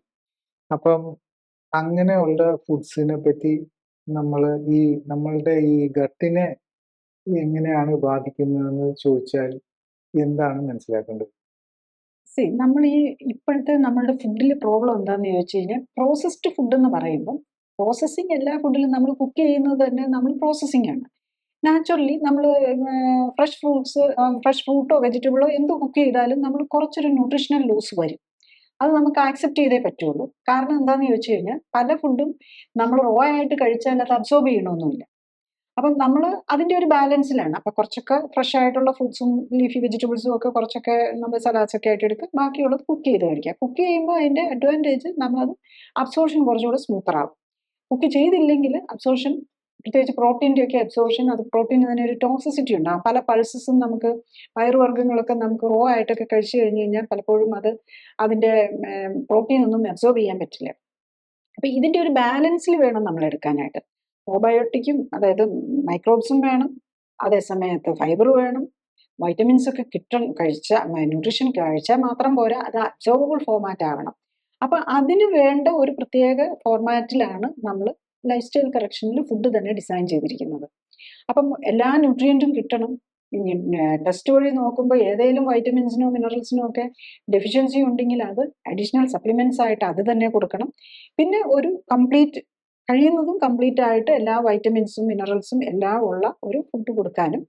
ഈ ഫുഡ് കൊടുത്താൽ മാത്രം പോരാ, ഭക്ഷണം കഴിച്ചുകൊണ്ട് മാത്രമായില്ല, അതിൽ ഏറ്റവും കളറും പ്രിസർവേറ്റീവ്സും കുറവാണ്. നമ്മുടെ ഇന്നത്തെ ഫുഡിൻ്റെ പ്രോബ്ലം അതാണ്. അതിനകത്ത് ഈ പ്രോസസ്സിങ്ങിനകത്ത് നമ്മൾ ഷെൽഫ് ലൈഫിനാണ് ഇമ്പോർട്ടൻസ് കൊടുക്കുന്നത്. എത്ര മാസം അത് കേടുകൂടാതെ ഇരിക്കുന്നു. അതിനുവേണ്ടി നമ്മൾ ഇപ്പം ഈവൻ നമ്മൾ ശരിക്കും പറയും അച്ചാറൊക്കെ നല്ലതാണ്, പ്രോബയോട്ടിക് ഉണ്ട്, ഫെർമെൻറ്റഡ് ആണ്. പക്ഷെ അതിനകത്ത് ഈ ബാക്ടീരിയസിനെ എല്ലാം നശിപ്പിക്കുക. ഇന്നത്തെ നമ്മളുടെ അച്ചാർ നമ്മൾ കഴിച്ചിട്ട് കാര്യമില്ല, നമ്മൾ പുറത്തുനിന്ന് മേടിക്കുന്ന അച്ചാറാണെങ്കിലും. കാരണം അതിനകത്ത് ഈ ആൻറ്റി ഫംഗൽ ഉണ്ടാവും, ആൻറ്റി ബാക്ടീരിയൽ ഉണ്ടാവും, എല്ലാ അണുക്കൾക്കും ജീവിക്കാൻ പറ്റാത്ത ഒരു സാഹചര്യമുള്ള ഫുഡായിട്ടാണ് നമ്മൾ ഇന്നത്തെ ഫുഡിനെ ഉണ്ടാക്കുന്നത്. അപ്പോൾ ഈ പ്രോസസ്സിംഗ് എന്ന് പറഞ്ഞാൽ, ഇന്നത്തെ ഫുഡിൽ പ്രോസസ്സിംഗ് എന്ന് പറഞ്ഞു കഴിഞ്ഞാൽ അതിന് ഒരു ജീവിയും തൊടാൻ പാടില്ല. അതായത് നമ്മളുടെ ഈ അങ്ങനത്തെ ഒരു ഫുഡ് നമ്മൾ ഇൻഡസ്ട്രി നമ്മൾ കഴിച്ചു കഴിഞ്ഞാൽ, എല്ലാവരും പറയുമല്ലോ, നമ്മൾ ഈ പല സാധനങ്ങൾ പിസ്സ, ബർഗർ ഒക്കെ എത്ര നാള് പുറത്തിരുന്ന് കഴിഞ്ഞാൽ പോലും അതിനൊരു ഫംഗസ് പോലും വരികയില്ല. ഉണങ്ങിപ്പോകുന്നല്ലാതെ അതിന് കേട് വരുന്നില്ല, അതിനൊരു സ്മെല്ല് വരികയില്ല. ഇപ്പം നമ്മൾ അതേ സമയത്ത് ഒരു ബ്രെഡ് ആണെങ്കിലും, പഴയ കാലത്തൊക്കെ നമ്മളൊരു ബ്രെഡ് മേടിച്ചിട്ട് പുറത്ത് വെച്ചാൽ വിതിൻ 2-3 ഡേയ്സ് അത് ഫംഗസ് വരും. ഇന്നത്തെ ഒരു ബ്രെഡിലും ഫംഗസ് വരുന്നില്ല. അപ്പം അതിനകത്ത് നമ്മൾ ലിസ്റ്റ് നോക്കിയാൽ അറിയാം, പല ആൻറ്റി ഫംഗൽ ഏജൻസും ഈ പ്രിസർവേറ്റീവ്സും ചേർത്തിട്ടുണ്ട്. അതുകൊണ്ടാണ് ഈ പ്രിസർവേറ്റീവ്സ് ഒക്കെയാണ് നമ്മുടെ വയറിലേക്കും ചെല്ലുന്നത്. അത് നമ്മളുടെ മൈക്രോബ്സിനെ നെഗറ്റീവായിട്ട് ബാധിക്കും. അപ്പം നമുക്ക് എങ്ങനെ ഹെൽത്തി ആയിട്ട് ഇരിക്കാൻ പറ്റും? ഗട്ട് ഹെൽത്ത് എങ്ങനെ നമുക്ക് കറക്റ്റ് ചെയ്യാൻ പറ്റും? അപ്പോൾ ഹെൽത്തി ഫുഡ് എന്ന് പറഞ്ഞു കഴിഞ്ഞാൽ കളറും പ്രിസർവേറ്റീവ്സും ഒന്നും ചേർക്കാത്ത ടേസ്റ്റ് മേക്കേഴ്സും, ഇതെല്ലാം കെമിക്കൽസാണ്. ഇതൊന്നും ചേർക്കാത്ത ഫുഡ് കഴിച്ചാലേ പറ്റുള്ളൂ. നമ്മൾ ഇത് ചേർത്ത ഫുഡിൻ്റെ കൂടെ അല്ലാത്ത ഹെൽത്തി ഫുഡ് കഴിച്ചാൽ പോലും അതിൻ്റെ ഫുൾ ബെനിഫിറ്റ് കിട്ടിയില്ല. കാരണം അതും ഇതിനകത്തെ ഇൻഗ്രീഡിയൻ്റ് അതല്ലേ. നമ്മൾ വയറ് മുഴുവനും പ്രിസർവേറ്റീവ്സ് ആയിട്ടിരിക്കുക. അപ്പോൾ അവിടെ എങ്ങനെ ബാക്ടീരിയസിന് വളരാൻ പറ്റും? ഇപ്പം ഈ പറഞ്ഞതിന്ന് നമുക്ക് മനസ്സിലാവുന്ന ഒരു കാര്യം എന്താണെന്ന് വെച്ചാൽ, ഈ ഫുഡിന്റെ കാര്യത്തിൽ ഈ പ്രോസസ്ഡ് ഫുഡ്സ് എന്ന് പറയുമ്പോൾ ശരിക്കും നമ്മളുടെയൊക്കെ ഒരു ഒറിജിനൽ സ്റ്റാറ്റസ് എന്ന് പറയുന്നത് ഫുഡ് അന്വേഷിച്ച് നടക്കൽ, ഫുഡ് ഗ്രോ ചെയ്യുക, ഹാർവെസ്റ്റ് ചെയ്യുക, അങ്ങനെയൊക്കെയാണ്. പക്ഷെ ഇപ്പോൾ ഇതെല്ലാം ശരിക്കും പറഞ്ഞാൽ ഒരു ഓർഡർ കൊടുത്താൽ അപ്പം കിട്ടുന്ന ഒരു സിറ്റുവേഷൻ വരുന്നതുകൊണ്ട് ആ ഫുഡിന്റെ നേച്ചർ തന്നെ അങ്ങ് മാറുകയാണ്. കൂടാതെ അതിന്റെ കണ്ടന്റ് തന്നെ ടോട്ടലി മാറിപ്പോവുകയാണ് എന്നുള്ളത് അല്ലേ? അപ്പം ഇങ്ങനത്തെ ഒരു സിറ്റുവേഷനിൽ ശരിക്കും ഒരു തിരിച്ചു വരവ് പോലത്തത് എങ്ങനെയാണ് സാധിക്കുക? എങ്ങനെയാണ് ആൾക്കാർക്ക് അവര് എന്തെങ്കിലും കഴിക്കുമ്പോൾ അവര് മാത്രമല്ല കഴിക്കുന്ന, അവരുടെ ഗട്ടിലുള്ള ഇങ്ങനെ കോടികളായിട്ടുള്ള വേറെ നമ്മളുടെ കൂടെയുള്ള ജീവികളും ഉണ്ട്. അവർക്ക് വേണ്ടതും കൂടെയാണ് നമ്മൾ മനസ്സിലാക്കി കഴിക്കേണ്ടതെന്ന് എങ്ങനെയാണ് സാധിക്കുക? നമ്മൾ ഇന്നിപ്പോൾ ഭക്ഷണം കഴിക്കുമ്പോൾ നമ്മൾ രുചിയെക്കുറിച്ച് മാത്രമേ ചിന്തിക്കുന്നുള്ളൂ. അല്ലെങ്കിൽ ഇപ്പം നമ്മൾ സ്വീറ്റ്സ് ഇപ്പം അതിങ്ങനത്തെ കാര്യങ്ങൾക്കാണല്ലോ ഇമ്പോർട്ടൻസ് വരുന്നത്. എങ്ങനെയാണ് ഒരു ഭക്ഷണത്തിൻ്റെ ടേസ്റ്റ് കൂട്ടാമെന്ന്, എങ്ങനെയാണ് അതിൻ്റെ ന്യൂട്രീഷണൽ വാല്യൂ കൂട്ടാമെന്ന് ആരും ചിന്തിക്കുന്നില്ല. പ്രത്യേകിച്ച് കൊമേഴ്ഷ്യൽ ഫുഡിൽ. കൊമേഴ്ഷ്യൽ ഫുഡിൽ അവരുടെ ഇൻട്രസ്റ്റ് വേറെയാണ്. ഇപ്പം കാരണം ടേസ്റ്റ് ഇല്ലാതെ എത്ര ന്യൂട്രീഷ്യസ് ഫുഡ് ഉണ്ടാക്കി കൊടുത്തു കഴിഞ്ഞാൽ ആരും വാങ്ങാനുണ്ടാവില്ല. അപ്പം അത് ബിസിനസ്സുകാരുടെ പ്രോബ്ലം അല്ല. ആൾക്കാർ വാങ്ങണമെന്നുണ്ടെങ്കിൽ ടേസ്റ്റി ആയിരിക്കണം, അത് അഡിക്റ്റീവ് ആകണം. അതായത് ഒന്ന് കഴിച്ചാൽ വീണ്ടും വീണ്ടും കഴിക്കാൻ തോന്നണം, അത് കഴിച്ച സമയത്ത് വീണ്ടും അത് കഴിക്കണമെന്ന് തോന്നണം. ആ രീതിയിൽ ഉള്ള ഒരു രീതിയിലായിട്ട് മാത്രമേ ഒരു ഫുഡ് ഇൻഡസ്ട്രിക്ക് പോകാൻ പറ്റൂ. അപ്പം ഫുഡ് ഇൻഡസ്ട്രിയുടെ ഇൻട്രസ്റ്റ് എന്താണെന്ന് അത് അവരെ ആരെയും കുറ്റം പറഞ്ഞിട്ട് കാര്യമില്ല. അവർക്ക് സാധനം ഉണ്ടാക്കി വെച്ച് പിന്നെ കേടാവാതിരിക്കണം. കേടാതെ ഒരു 1-2 ഇയേഴ്സ് എങ്കിലും ഷെൽഫ് ലൈഫ് കിട്ടിയ അറ്റ്ലീസ്റ്റ് മിനിമം 1 ഇയർ ഷെൽഫ് ലൈഫാണ് ഇപ്പം ഈ ഫുഡ് സപ്ലിമെന്റ്സ് ആയിട്ടൊക്കെ ഉള്ളത് വരുന്നതിനാണെങ്കിലും അങ്ങനെയാണ്. പക്ഷെ ജനറലി ഫുഡ് സപ്ലിമെന്റ്സിന് എല്ലാം very long even protein powder ഇതൊക്കെ 1 or 2 ഇയേഴ്സ് എക്സ്പയറി ഉള്ളത് പോലെയാണ് വരുന്നത്. പക്ഷെ നമ്മൾ ക്ലിനിക്കലി സപ്പോർട്ടഡ് ലൈഫ് സ്റ്റൈൽ കറക്ഷന് നമ്മൾ ഫുഡ് കൊടുക്കുകയാണെങ്കിൽ അത് പൗഡർ ഫോമിലാണ്. കാരണം അത് എല്ലാവർക്കും എങ്ങോട്ട് വേണേലും ട്രാവൽ ചെയ്യുന്നതിൻ്റെ ഇടയിൽ ഒക്കെ കഴിക്കാൻ പറ്റണം, പ്രീ കുക്ക്ഡ് ആകണം, എന്നാലല്ലേ നമുക്ക് ജസ്റ്റ് വെള്ളം ചേർത്ത് കഴിഞ്ഞാൽ കഴിക്കാൻ പറ്റണം. പക്ഷെ അതേ സമയത്ത് അതിനകത്ത് കളറോ പ്രിസർവേറ്റീവ്സോ ഒന്നും ഉണ്ടാകാൻ പാടില്ല.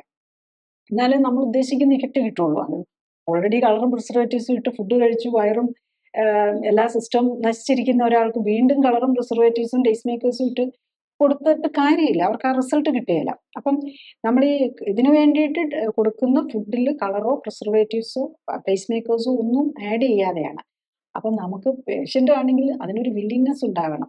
നമുക്ക് അധികം ടേസ്റ്റ് നമുക്ക് അതിന് വെരി പാലറ്റബിൾ ആയിരിക്കും. ഇപ്പം നമുക്ക് റൈസ് കഴിക്കുമ്പോൾ അതിന് പ്രത്യേകിച്ച് ടേസ്റ്റ് ഇല്ലല്ലോ. അതിൽ നമ്മൾ കറികളൊക്കെ കൂട്ടി ഫിഷോ മീറ്റോ പച്ചക്കറിയൊക്കെ അതിനകത്ത് മസാല ഇട്ട് അതിനെ ടേസ്റ്റാക്കി ഓയിൽ ആഡ് ചെയ്ത് മസാല ഇട്ട് ടേസ്റ്റാക്കി ആണല്ലോ നമ്മൾ കഴിക്കുന്നത്. എന്ന് പറഞ്ഞതുപോലെ മോഡറേറ്റ് ടേസ്റ്റും നമുക്ക് പാലറ്റബിൾ ആക്കി കഴിക്കുക എന്നുള്ളതാണ്. പക്ഷെ നമ്മളുടെ ഇന്നത്തെ പ്രോബ്ലം എന്താണെന്ന് ചോദിച്ചു കഴിഞ്ഞാൽ നമ്മൾ ഈ പ്രിസർവേറ്റീവ്സും കളറും അൾട്രാ പ്രോസസ്സിങ്ങും ചെയ്ത് ഫുഡ് കഴിച്ചിട്ട് നമുക്ക് ഇച്ചിരി ഫൈബറുള്ള ഫുഡ് കഴിക്കാൻ പലർക്കും ഇന്നത്തെ ചിൽഡ്രന് പറ്റുകയില്ല. ഈ ചെറിയ ഫൈബർ പോലും അവരുടെ തൊണ്ടയ്ക്ക് ഇറിറ്റേഷൻ ഉണ്ടാക്കുന്നെന്നാണ് പറയുന്നത് ഇപ്പോഴത്തെ ന്യൂജൻ കുട്ടികൾക്കൊക്കെ. കാരണം അത്രയധികം പ്രോസസ്ഡ് ആയിപ്പോയി, അതുപോലെ ഹൈപ്പർ പാലറ്റബിൾ ആയിപ്പോയി. അപ്പം ഈ ടേസ്റ്റ് മേക്കേഴ്സും എല്ലാം ഇട്ട് അപ്പം അതിൽ നിന്നൊരു ചേഞ്ച് വരണം. അപ്പം അതിന് വേണ്ടിയിട്ടാണ് ശരിക്കും പറഞ്ഞാൽ ആ ഒരു ഫോർമാറ്റിലാണ് നമ്മൾ ഈ ഫുഡ് തന്നെ ഉണ്ടാക്കിയിരിക്കുന്നത്. ഏറ്റവും മിനിമം ടോക്സിൻസ് വരുന്നത് പോലെയും അതിനുവേണ്ടി minimum number of seeds use ചെയ്ത് സീഡ്സിനകത്താണ് ഏറ്റവും കുറവ് ഈ കളറും പ്രിസർവേറ്റീവ് ഒന്നും ഈ സീഡ്സിനകത്തേക്ക് നമ്മൾ ഈ കയറുന്ന ഈ നമ്മുടെ പെസ്റ്റിസൈഡ്സിൻ്റെ ഒക്കെ അളവ് കുറവായിരിക്കും. അപ്പം ആ രീതിയിൽ ഏറ്റവും പെസ്റ്റിസൈഡ് കുറഞ്ഞ രീതിയിലുള്ള ഫുഡും നാച്ചുറലി ഇപ്പോൾ പെസ്റ്റിസൈഡ് ഓറിയൻറ്റഡ് ആയിട്ടാണ്. അപ്പോൾ അതിനകത്താണെങ്കിലും ഏറ്റവും കുറവ് വരുന്നത് പോലെ ഉള്ള ഒരു ഫോർമാറ്റിലാണ് നമ്മൾ ഈ ക്ലിനിക്കലി സപ്പോർട്ടഡ് ലൈഫ് സ്റ്റൈൽ കറക്ഷനിൽ പേഷ്യൻസിന് ഫുഡ് അഡ്വൈസ് ചെയ്യുന്നതും സപ്പോർട്ടായിട്ട് കൊടുക്കുന്നതും. ഇപ്പൊ ഈ പറഞ്ഞ പോലെ നമ്മൾ ചിന്തിക്കുകയാണെങ്കിൽ ഈ പ്രോസസ്ഡ് ഫുഡും ഇങ്ങനെ പ്രോസസ്സിങ് കുറഞ്ഞ ഫുഡുമായിട്ട് നമ്മളൊന്ന് കമ്പയർ ചെയ്ത് നോക്കിയാൽ മിക്കവാറും പ്രോസസ്സിങ് കുറഞ്ഞ ഫുഡ് അല്ലെങ്കിൽ നാച്ചുറൽ ആയിട്ടുള്ള സ്റ്റേറ്റിൽ തന്നെയുള്ള ഫുഡാണെങ്കിൽ നമ്മൾക്ക് കുറച്ച് കഴിച്ചു കഴിയുമ്പോൾ ഒരു മടുപ്പ് വരും. പക്ഷേ ഈ പ്രോസസ്ഡ് ഫുഡ്സ് മിക്കവാറും നമ്മൾ വീണ്ടും വീണ്ടും കഴിക്കാനുള്ള ഒരു ടെൻഡൻസി വരും. അപ്പോൾ ശരിക്കും പറഞ്ഞു കഴിഞ്ഞാൽ പലപ്പോഴും നമ്മൾ ഈ കഴിക്കുന്ന ആൾക്ക് ശരിക്കും പറഞ്ഞാൽ ഈ ഫുഡിനെ പറ്റി ആഴത്തിൽ മനസ്സിലാവാത്തത് കൊണ്ട് തന്നെ അല്ലേ ആള് അതിൽ ഒരു ട്രാപ്പ് പോലെ അല്ലേ അതിൽ പോയി പെടുന്നത്? ശരി, പ്രോസസ്ഡ് ഫുഡ് എന്ന് നമ്മൾ പറയുമ്പോൾ നമ്മൾ അൺപ്രോസസ്ഡ് ഫുഡും അതൊരു തെറ്റായ രീതിയിലാണ് പലരും മനസ്സിലാക്കുന്നത്. ഫുഡായിട്ട് നമ്മളത് കഴിക്കണമെങ്കിൽ റോ ഫുഡ് അല്ലാത്ത എല്ലാം പ്രോസസ്ഡാണ്. അത് നമ്മളുടെ വീട്ടിലെ കിച്ചണിൽ ഉണ്ടാക്കുന്നുണ്ടോ ഹോട്ടലിലെ കിച്ചണിൽ ഉണ്ടാക്കുന്നുണ്ടോ ലാർജ് സ്കെയിൽ ഇൻഡസ്ട്രിയലായിട്ട് ഉണ്ടാക്കുന്നുണ്ടോ എന്നുള്ള വ്യത്യാസം വരുന്നുള്ളൂ. ഇപ്പം ഇന്നത്തെ നിലയിൽ വീട്ടിൽ പോലും നമ്മൾ ഉണ്ടാക്കുന്ന ഒരു ഫുഡ് വരുമ്പോഴേക്കും അതിനകത്തോട്ട് പലതരം സോസുകളാണ് നമ്മൾ ആഡ് ചെയ്യുന്നത്. അപ്പം ഒരു ഏത് സാധനത്തിലും നമ്മൾ ടേസ്റ്റ് മേക്കേഴ്സ് ആഡ് ചെയ്യുന്നു. ടേസ്റ്റ് മേക്കേഴ്സ് നമ്മൾ പഴയ കാലത്ത് നമ്മൾ മസാലകളാണ്, അത് നാച്ചുറൽ സാധനങ്ങൾ ആഡ് ചെയ്യുകയാണ് ചെയ്യുന്നത്. അപ്പം ഈ പ്രോസസ്ഡ് ഫുഡിനെ തന്നെ നമ്മൾ ന്യൂട്രീഷൻ ഓറിയൻറ്റഡ് ആയിട്ടുള്ള ടേസ്റ്റ് മേക്കേഴ്സ് ആഡ് ചെയ്ത് കഴിഞ്ഞാൽ നമുക്ക് കുഴപ്പമില്ല. മഞ്ഞളോ മല്ലിപ്പൊടിയോ മുളക് പൊടിയോ ഇതിനെല്ലാത്തിനും അതിൻ്റെതായ ഒരു ന്യൂട്രീഷ്യസ് വാല്യൂ, അതിലൊരു ആൻറ്റി ഓക്സിഡൻറ്റ് വാല്യൂ ഒക്കെ ഉണ്ട്. പക്ഷേ ഈ ഹൈപ്പർ പ്രോസസ്ഡ് എന്ന് പറയുമ്പോൾ ഒരു ആർട്ടിഫിഷ്യൽ പ്രോസസ്സിങ് നാച്ചുറൽ ആകാം, ആർട്ടിഫിഷ്യൽ ആകാം. ഈ ആർട്ടിഫിഷ്യൽ ഐറ്റംസ്, അതായത് ന്യൂട്രീഷണൽ വാല്യൂ ഇല്ലാത്ത കാര്യങ്ങൾ ഇതിനകത്ത് ആഡ് ചെയ്തിട്ടുണ്ടോ എന്നുള്ളതാണ് നോക്കേണ്ടത്. ഇപ്പൊ ബ്രെഡ് പോലും നമ്മൾ 7-8 ഐറ്റംസ് ആണ് ഈ അതിന് വേണ്ടിയിട്ടുള്ള ആർട്ടിഫിഷ്യൽ ഐറ്റംസ് അതിനകത്ത് ആഡ് ചെയ്തിരിക്കുന്നത്. അതുണ്ടാവരുത്. നമ്മൾ വീട്ടിൽ ബ്രെഡ് ഉണ്ടാക്കി കഴിക്കാം, അതിനകത്ത് നമ്മൾ പ്രിസർവേറ്റീവ്സ് ആഡ് ചെയ്തിരുന്നാൽ മതി. പക്ഷെ പ്രോബ്ലം എന്താണെന്ന് വെച്ചാൽ അതിന് മേടിക്കുന്ന ബ്രെഡ് ഫ്ലോർ എന്ന് പറഞ്ഞ് മേടിക്കുന്നതിനകത്ത് ഓൾറെഡി പല ഇതും ആഡ് ചെയ്തിട്ടുണ്ടാവും. അപ്പം നമ്മൾ പ്ലെയിൻ ഫ്ലോർ വെച്ച് നമ്മൾ തന്നെ നമ്മൾ മറ്റുള്ള സാധനങ്ങൾ ആഡ് ചെയ്യാത്ത ഈ ഫ്ലോറിൽ തന്നെ ഒന്നും വന്നിട്ടില്ല എന്ന് ഉറപ്പാക്കണം. അപ്പൊ ആ രീതിയിൽ നമ്മൾ ചിന്തിച്ചാൽ മാത്രമേ ഉള്ളൂ. അപ്പം അങ്ങനെ വരുമ്പം പല ഡിഫിക്കൽട്ടീസും വരും. ഇന്നത്തെ ഈ ഫാസ്റ്റ് ലൈഫിൽ പലർക്കും അത് മാനേജ് ചെയ്യാനുള്ള ബുദ്ധിമുട്ട് വരുന്നുണ്ട്. പക്ഷെ പ്ലെയിൻ നമ്മൾ ഈ സിമ്പിൾ ആയിട്ടുള്ള നമുക്ക് ശരിക്കും പറഞ്ഞു കഴിഞ്ഞു കഴിഞ്ഞാൽ ഇന്നത്തെ ഇതിൽ സെറിയൽസിന് ഇമ്പോർട്ടൻസ് ഇല്ല. പക്ഷെ നമ്മളെപ്പോഴും സെറിയൽ ഡയറ്റാണ് ഇന്നും കഴിക്കുന്നത്. കാരണം സെറിയൽസിന്റെ മെയിൻ ഇത് കാലറി ഇമ്പോർട്ടൻസ് ആണ്. നമുക്കിന്ന് ശരിക്കും പറഞ്ഞു കഴിഞ്ഞു കഴിഞ്ഞാൽ പയറുവർഗ്ഗങ്ങളും ഇലക്കറികളും പച്ചക്കറി ഫ്രൂട്ട്സും ഇത് ഏറ്റവും ക്ലീൻ ആയിട്ടുള്ളത് കഴിക്കുക. ഈ സെറിയൽ റൈസ് വീറ്റ് ഇതുപോലത്തത് ഏറ്റവും കുറയ്ക്കുക. അത് ഉപയോഗിക്കുകയാണെങ്കിൽ തന്നെ അത് ഏറ്റവും ക്ലീൻ ആയിട്ടുള്ള അതിൻ്റെ മറ്റേ പല രീതിയിൽ പ്രോസസ്സിങ് വരാത്ത, ഇപ്പം മൈദ കഴിക്കുന്നതിന് പകരം നമ്മൾ നേരെയുള്ള ഗോതമ്പ് പൊടി തന്നെ ഉപയോഗിക്കുക. അതും അതിൻ്റെ അളവ് നമുക്ക് ഏറ്റവും കുറവ് മതി. അരിയാണെങ്കിൽ അരിപ്പൊടി തന്നെ ഉപയോഗിക്കുക, അതിൻ്റെ അളവ് ഏറ്റവും കുറവ് മതി. അതിൻ്റെ കൂടെ നമ്മൾ ആഡ് ചെയ്ത് കഴിക്കുന്ന പയറുവർഗ്ഗങ്ങൾക്കും ഫിഷോ മീറ്റോ നോൺ വെജ് കഴിക്കുന്നവർക്കാകാം, അല്ലെങ്കിൽ ഇലക്കറികൾ ഏറ്റവും കൂടുതൽ ന്യൂട്രീഷൻ ഡെൻസ് ആയിട്ടുള്ള ഇലക്കറികളാണ്. അതുപോലെ മോഡറേറ്റ് ആയിട്ട് ഫ്രൂട്ട്സും വെജിറ്റബിൾസും. അതും നമ്മൾ ഒത്തിരി എന്താ ഭയങ്കര എക്സോട്ടിക് ഫ്രൂട്ട്സും എക്സോട്ടിക് വെജിറ്റബിൾസിനും പോകേണ്ട കാര്യമില്ല. നമ്മൾ ലോക്കലി ഉള്ള ഏറ്റവും സിമ്പിൾ ആയിട്ടുള്ളതിലായിരിക്കും ഏറ്റവും ന്യൂട്രീഷൻ ഉണ്ടാകുക. കാരണം ഈ ഷെൽഫ് ലൈഫ് കൂടുന്നതനുസരിച്ച് ഈ വെജിറ്റബിൾസിൻ്റെയും ഫ്രൂട്ട്സിൻ്റെയും ഒക്കെ ന്യൂട്രീഷൻ വാല്യൂ കുറയുകയാണ് ചെയ്യുന്നത്. ഇപ്പം ഈ അടുത്ത കാലത്ത് ഈ ഡീടോക്സ് എന്ന് പറയുന്നതാണ് ഏറ്റവും ഭയങ്കര ഒരു സംഭവമായിട്ട് കേൾക്കുന്നത്.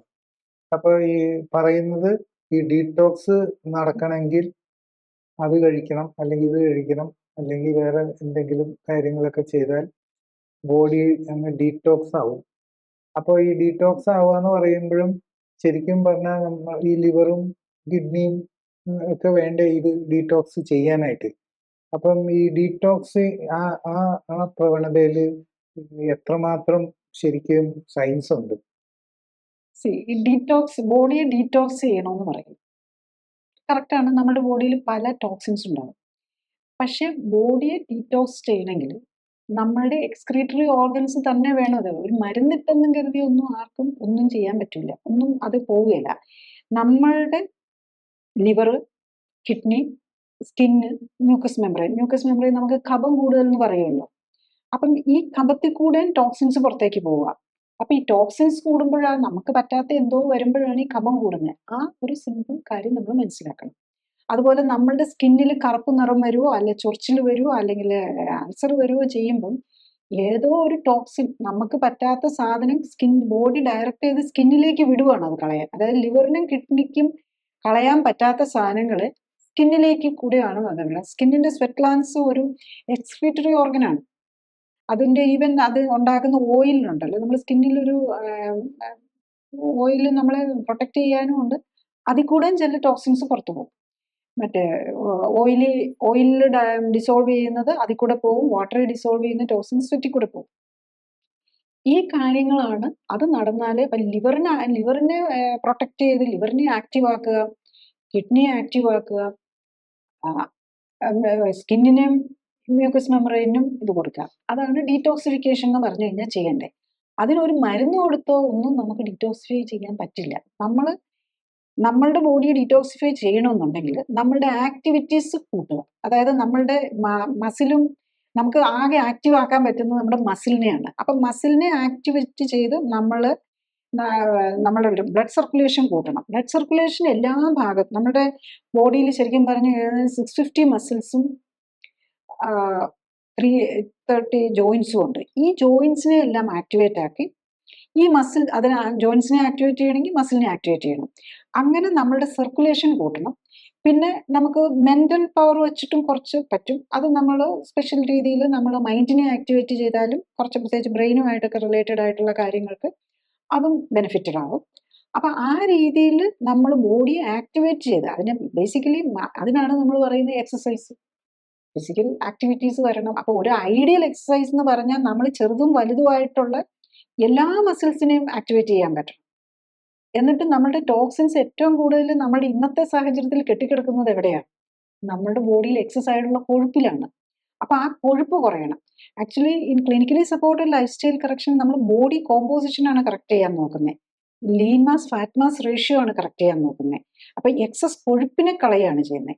അതിൻ്റെ കൂടെ ഈ നമ്മൾ കൂടുതൽ വേർത്തും സ്കിന്നിന് കൂടെ കൂടുതൽ വെള്ളം കുടിച്ച് വെള്ളത്തിന്റെ അളവ് കൂടുതൽ എടുക്കുമ്പോൾ നമ്മൾ കിഡ്നി കൂടെ വേസ്റ്റ് പുറത്തു പോകും. വേർത്ത് കഴിയുമ്പം നമ്മൾ സ്കിന്നിൽ കൂടെ കൂടുതൽ വേസ്റ്റ് പുറത്തു പോകും. ലിവറിന് ആണെങ്കിലും നമ്മൾ കൂടുതൽ ഫൈബ്രസ് ആൻഡ് ക്ലീൻ ഫുഡ് വന്നു കഴിയുമ്പം ലിവറിന് റെസ്റ്റാണ് കൊടുക്കേണ്ടത്. നമ്മൾ ഡീടോക്സിഫൈ ചെയ്യാന്ന് പറയുമ്പോൾ നമ്മൾ ആവശ്യമില്ലാത്ത ഈ ടോക്സിൻസ് നമ്മൾ കഴിക്കുന്നത് കുറയ്ക്കുക. നമ്മളുടെ ഫുഡിൽ തന്നെയാണ് ഏറ്റവും കൂടുതൽ ടോക്സിൻസ് വരുന്നത്. അത് കുറയ്ക്കുക, ആക്ടിവിറ്റി കൂട്ടുക. അപ്പൊ കിഡ്നിക്കും ലിവറിനും റെസ്റ്റ് കൊടുത്തു കഴിഞ്ഞാൽ അവർ തന്നെ ഈ വേസ്റ്റും ടോക്സിൻസിനെ എല്ലാം പുറത്തു കളയും.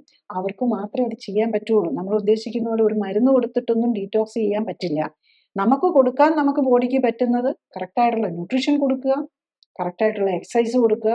ഈ എക്സസൈസ് എന്ന് പറഞ്ഞു കഴിഞ്ഞാലും എല്ലാ സ്മോൾ ആൻഡ് ബിഗ് മസിൽസിനെ എല്ലാം ആക്ടിവേറ്റ് ചെയ്യാനായിട്ടുള്ള രീതിയിലുള്ള ഒരു എക്സസൈസ് ആവണം. അതാണ് ശരിക്കും ഈ ക്ലിനിക്കലി സപ്പോർട്ടഡ് ലൈഫ് സ്റ്റൈൽ കറക്ഷനിൽ നമ്മൾ ചെയ്യുന്നത്. അപ്പൊ ശരിക്കും ഈ മെന്റൽ ഹെൽത്ത്, സ്ട്രെസ്സും ആൻസൈറ്റിയും മാനേജ് ചെയ്യുന്നതും ഈ പറയുന്ന ഈ ഗട്ട് റിലേറ്റഡ് ആയിട്ടുള്ള പല അസുഖങ്ങൾക്കും കാരണമാണ്. അപ്പോൾ അങ്ങനെ ഈ സ്ട്രെസ്സും ആൻസൈറ്റിയും മാനേജ് ചെയ്യാനായിട്ട് ശരിക്കും എന്ത് രീതിയിലാണ് പേഷ്യൻസ് അപ്രോച്ച് ചെയ്യേണ്ടത്? ഈ സ്ട്രെസ്സും ആൻസൈറ്റിയും വരുന്നത് ലൈഫ് സ്റ്റൈലുമായിട്ട് കണക്റ്റഡ് ആണ്. അപ്പൊ അവിടെ നമുക്ക് ലൈഫ് സ്റ്റൈൽ കറക്ഷനാണ് വേണ്ടത്. സ്ട്രെസ്സും ആൻസൈറ്റി ആണെങ്കിലും ഡയബറ്റീസ്, ഹൈപ്പർ ടെൻഷനും പോലുള്ള മെറ്റബോളിക് ഡിസീസ് ആണെങ്കിലും ഗ്യാസും അസിഡിറ്റിയും പോലുള്ള ഇൻഡസ്റ്റൈനൽ പ്രോബ്ലംസ് ആണെങ്കിലും ഓട്ടോ ഇമ്മ്യൂൺ ഡിസീസ് ആണെങ്കിലും ക്യാൻസർ ആണെങ്കിലും എല്ലാം ലൈഫ് സ്റ്റൈൽ ഡിസീസിലാണ് വരുന്നത്. അപ്പം നമുക്കത് ലൈഫ് സ്റ്റൈൽ പ്രോപ്പർലി മാനേജ് ചെയ്യാൻ പറ്റാത്തത് കൊണ്ടാണ് നമ്മൾ മരുന്നിലേക്ക് പോകേണ്ടി വരുന്നതും ഈ കണ്ടിന്യൂസ് ആയിട്ട് മരുന്ന് എടുത്തുകൊണ്ടിരിക്കേണ്ടത്. അപ്പം സ്ട്രെസ്സും ആൻസൈറ്റിയും മാനേജ് ചെയ്യുന്നതിനെ കുറിച്ച് ചോദിച്ചുകൊണ്ട് ഞാൻ അതുപോലെയുള്ള ഒരു പേഷ്യൻ്റെ കാര്യം പറയാം. അപ്പം ഇദ്ദേഹം 25 വയസ്സേ ഉള്ളൂ, 178 സെന്റിമീറ്റർ പൊക്കം, 99 കിലോ ആണ് തൂക്കം. അദ്ദേഹത്തിന്റെ മെയിൻ പ്രോബ്ലം ഞാൻ പറയുന്നത്, എനിക്ക് പല പ്രോബ്ലം ഉണ്ട്, പക്ഷെ എനിക്ക് വയറാണ് എൻ്റെ ഏറ്റവും വലിയ പ്രോബ്ലം. ഭക്ഷണം കഴിച്ചു കഴിഞ്ഞ് കഴിഞ്ഞാൽ ഞാൻ ടയേർഡാകുന്നു. ഭക്ഷണം കഴിച്ചു കഴിഞ്ഞാൽ ഉടനെ ബാത്റൂമിൽ പോകണം, ഗ്യാസ് വരാൻ തുടങ്ങും, ഡിസ്കംഫോർട്ടാണ്. 25 ഇയേഴ്സേ ഉള്ളെന്ന് ഓർക്കണം. വിശപ്പ് വരും, കഴിക്കുമ്പോഴേക്കും ടയേർഡാവും. പിന്നെ ഡിപ്രഷനുണ്ട്, ആങ്സൈറ്റി ഉണ്ട്. സ്കിന്നിൽ ഈ തലയിൽ സോറിയാസ് പോലെ ഹെവി ഡാൻഡ്രഫ്, ശരിക്കും അതൊരു സൊറിയാറ്റിക് ആയിട്ടുള്ള ഒരു കണ്ടീഷനാണ് തലയിൽ. ഇതുകൂടാതെ ഡ്രൈ സ്കിന്നിന് കുറച്ച് അല്ലാതെ വായിൽ വെള്ളം പറ്റുന്നത് പോലെ തോന്നുന്നു, സ്കിൻ ഡ്രൈ ആയിരിക്കുന്ന പോലെ തോന്നുന്നു, നെഞ്ചിടിപ്പ് വരുന്നു. ഇങ്ങനെ മൾട്ടിപ്പിൾ പ്രോബ്ലംസ് ആണ്. ഈ തലയിൽ താരനും ഈ സോറിയാസിസും ഒക്കെ വന്ന് മുടി പോകുന്നു, കഷണ്ടി ആകുന്നു. പിന്നെ അപ്പം നമ്മൾ ഇൻവെസ്റ്റിഗേഷൻ ചെയ്തപ്പം ടെസ്റ്റുകൾ നമ്മൾ നോക്കുമ്പം അദ്ദേഹത്തിന് വൈറ്റമിൻ ഡി കുറവാണ്, B12 കുറവാണ്, ഫോളിക് ആസിഡ് കുറവാണ്, കാർഡിയാക് മാർക്കേഴ്സ് ഹോമോസിസ്റ്റിൻ കൂടുതലാണ്, HSCRP കൂടുതലാണ്, 8 ഉണ്ട്. അതുപോലെ ബാക്കിയുള്ള ഇൻഫ്ലമേറ്ററി മാർക്കേഴ്സും CRPയും ESRും ഒക്കെ കൂടുതലാണ്. ജസ്റ്റ് 25 വയസ്സുള്ള ആളാണെന്ന് ഓർക്കണം. അപ്പോൾ കാർഡിയാക് മാർക്കേഴ്സ്, ഹാർട്ട് അറ്റാക്ക് വരാനുള്ള ചാൻസ് അദ്ദേഹത്തിന് വളരെ കൂടുതലാണ്. അതുപോലെ ട്രൈഗ്ലിസറൈഡും കൊളസ്ട്രോളും കൂടുതലാണ്. ഈവൻ ഇലക്ട്രോലൈറ്റ് ഇംബാലൻസ് കാണിക്കുന്നു, സോഡിയം വെരി ലോ ആണ്, കാൽസ്യം ഹൈ ആയിട്ട് കാണിക്കുന്നു. ഇതൊക്കെ വളരെ റയർ ആയിട്ട് കാണുന്നതാണ്. അതുപോലെ ഇൻസുലിൻ ലെവൽ വെരി ഹൈ ആണ്. ഓട്ടോ ഇമ്മ്യൂൺ ആൻറ്റിബോഡീസ് AMA കൂടുതലുണ്ട്. പിന്നെ പല ഫുഡ് ഐറ്റംസിനോടും ബോഡി റിയാക്ട് ചെയ്യുന്നു. ഈവൻ ബനാന, ക്യാപ്സിക്കം, ഗോവ, നമ്മൾ ഗോവയും ഫ്രൂട്ട്സും ക്യാപ്സിക്കവും വാഴപ്പഴങ്ങളും ഒക്കെ വെരി ഹെൽത്തി ഫുഡായിട്ടല്ലേ എടുക്കുന്നത്, പക്ഷെ ഇദ്ദേഹം അതിനോടും റിയാക്ട് ചെയ്യുകയാണ്.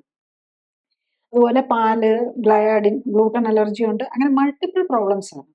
അപ്പം ഇദ്ദേഹത്തിന് ഒരാഴ്ച ആയപ്പോഴേക്കും ആക്ച്വലി ലിവർ എൻസൈംസും കൂടിയിരിക്കുക, ഫാറ്റി ലിവർ ഉണ്ട്, അതുപോലെ ലിവർ എൻസൈംസ് നാഷ് ഉണ്ട്. നോൺ ആൽക്കഹോളിക് സ്റ്റേറ്റ് ഹെപ്പറ്റൈറ്റിസും ഉണ്ട്. അപ്പോൾ ആക്ച്വലി 8th ഡേ ആയപ്പോഴേക്കും അദ്ദേഹത്തിൻ്റെ SGOT SGPT ഒക്കെ നോർമലായി. SGPT 73 ഉണ്ടായിരുന്നത് 8th ഡേ ആയപ്പോഴേക്കും ഇത് ഈ clinically supported lifestyle correction തുടങ്ങി 8th ഡേ ആയപ്പോഴേക്കും അത് നോർമലായെന്നുള്ളതാണ്. അതുപോലെ SGOT SGPT നോർമലായി, ഇൻസുലിൻ ലെവൽ ഹൈ ആയിരുന്നു, അത് നോർമലായി. 15th ഡേ ആയപ്പോഴേക്കും HSCRP കുറഞ്ഞു വന്നു. അതുപോലെ ട്രൈഗ്ലിസറൈഡും ലൈപ്പിഡ് പ്രൊഫൈലും ഒക്കെ കുറഞ്ഞു വന്നു. 15th ഡേ ആയപ്പോഴേക്കും അദ്ദേഹത്തിന് റീസണബിളി കംഫർട്ടായി. അദ്ദേഹം ആ പറയുന്ന ആഴ്ചയിൽ ഒരു ദിവസം ഇഷ്ടമുള്ളത് കഴിച്ചോളാൻ പറയുന്നുണ്ട്. എന്ത് വേണമെങ്കിലും ഹെവി ആയിട്ട്, കാരണം എപ്പോഴും എല്ലാവർക്കും ഒരു ക്രേവിങ് ഉണ്ടാവില്ല. അങ്ങനെ കഴിച്ച ദിവസം മാത്രമേ പിന്നെ അദ്ദേഹത്തിന് ബുദ്ധിമുട്ട് വന്നുള്ളൂ. അപ്പം അത്ര ഫാസ്റ്റ് ആയിട്ടാണ് 15 ഡേയ്സ് ആയപ്പോഴേക്കും എക്സസൈസ് ഫുള്ളി കറക്റ്റായിട്ട് നമ്മൾ പറഞ്ഞതുപോലെയുള്ള എക്സ്റ്റെൻഡ് ചെയ്യാൻ പറ്റിയില്ല. എന്നാലും 2 ആഴ്ച കൊണ്ട് 4 കിലോ കുറയ്ക്കാനും പറ്റി. അപ്പം അത്രയും ഡീറ്റോക്സിഫിക്കേഷൻ ആവുന്നത്, ആ 4 കിലോ എക്സസ് ഫാറ്റും പോയി, അതിനോട് കൂടിയുള്ള ടോക്സിൻസും പോയി. അപ്പം അതാണ് അതിൻ്റെ റിസൾട്ട് വരുന്നത്. ബേസിക്കലി നമ്മൾ കറക്റ്റായിട്ടുള്ള ഒരു സപ്പോർട്ടോടു കൂടി കാര്യങ്ങൾ മനസ്സിലാക്കി, ബോഡിയെക്കുറിച്ച് മനസ്സിലാക്കിക്കൊണ്ട് ക്ലിനിക്കൽ സപ്പോർട്ടോടെ ലൈഫ് സ്റ്റൈൽ കറക്ഷൻ ചെയ്യുമ്പം അത്ര ഫാസ്റ്റ് റിസൾട്ടാണ്. ഇതിലിപ്പം നമുക്ക് കാര്യമായിട്ടൊന്നും ഇദ്ദേഹം ഈ മറ്റേ ഡാൻഡ്രഫിന് വേണ്ടിയിട്ടും സോറിയാസിന് വേണ്ടിയിട്ടും അതുപോലെ ഗ്യാസ്ട്രിക് പ്രോബ്ലംസിനും ഒക്കെ മരുന്ന് കഴിച്ചുകൊണ്ടിരുന്ന, പക്ഷേ എന്നാലും ആശ്വാസം കിട്ടുന്നില്ല. അപ്പം അതാണ് നമ്മൾ ആ കറക്റ്റ് രീതിയിൽ ചെയ്യുക എന്നുള്ളതിനാണ് ഇമ്പോർട്ടൻസ്. രോഗകാരണം മനസ്സിലാക്കി പ്രബുദ്ധരാക്കുക. ജീവിതശൈലി ക്രമീകരണത്തിലൂടെ രോഗങ്ങളെ മാറ്റുക. കൂടുതൽ ഹെൽത്ത് വീഡിയോകൾക്കും ശാസ്ത്രീയമായ ജീവിതശൈലി ക്രമീകരണ അറിവുകൾക്കുമായി സബ്സ്ക്രൈബ് ബട്ടൺ അമർത്തിയ ശേഷം ബെൽ ബട്ടൺ അമർത്തുക.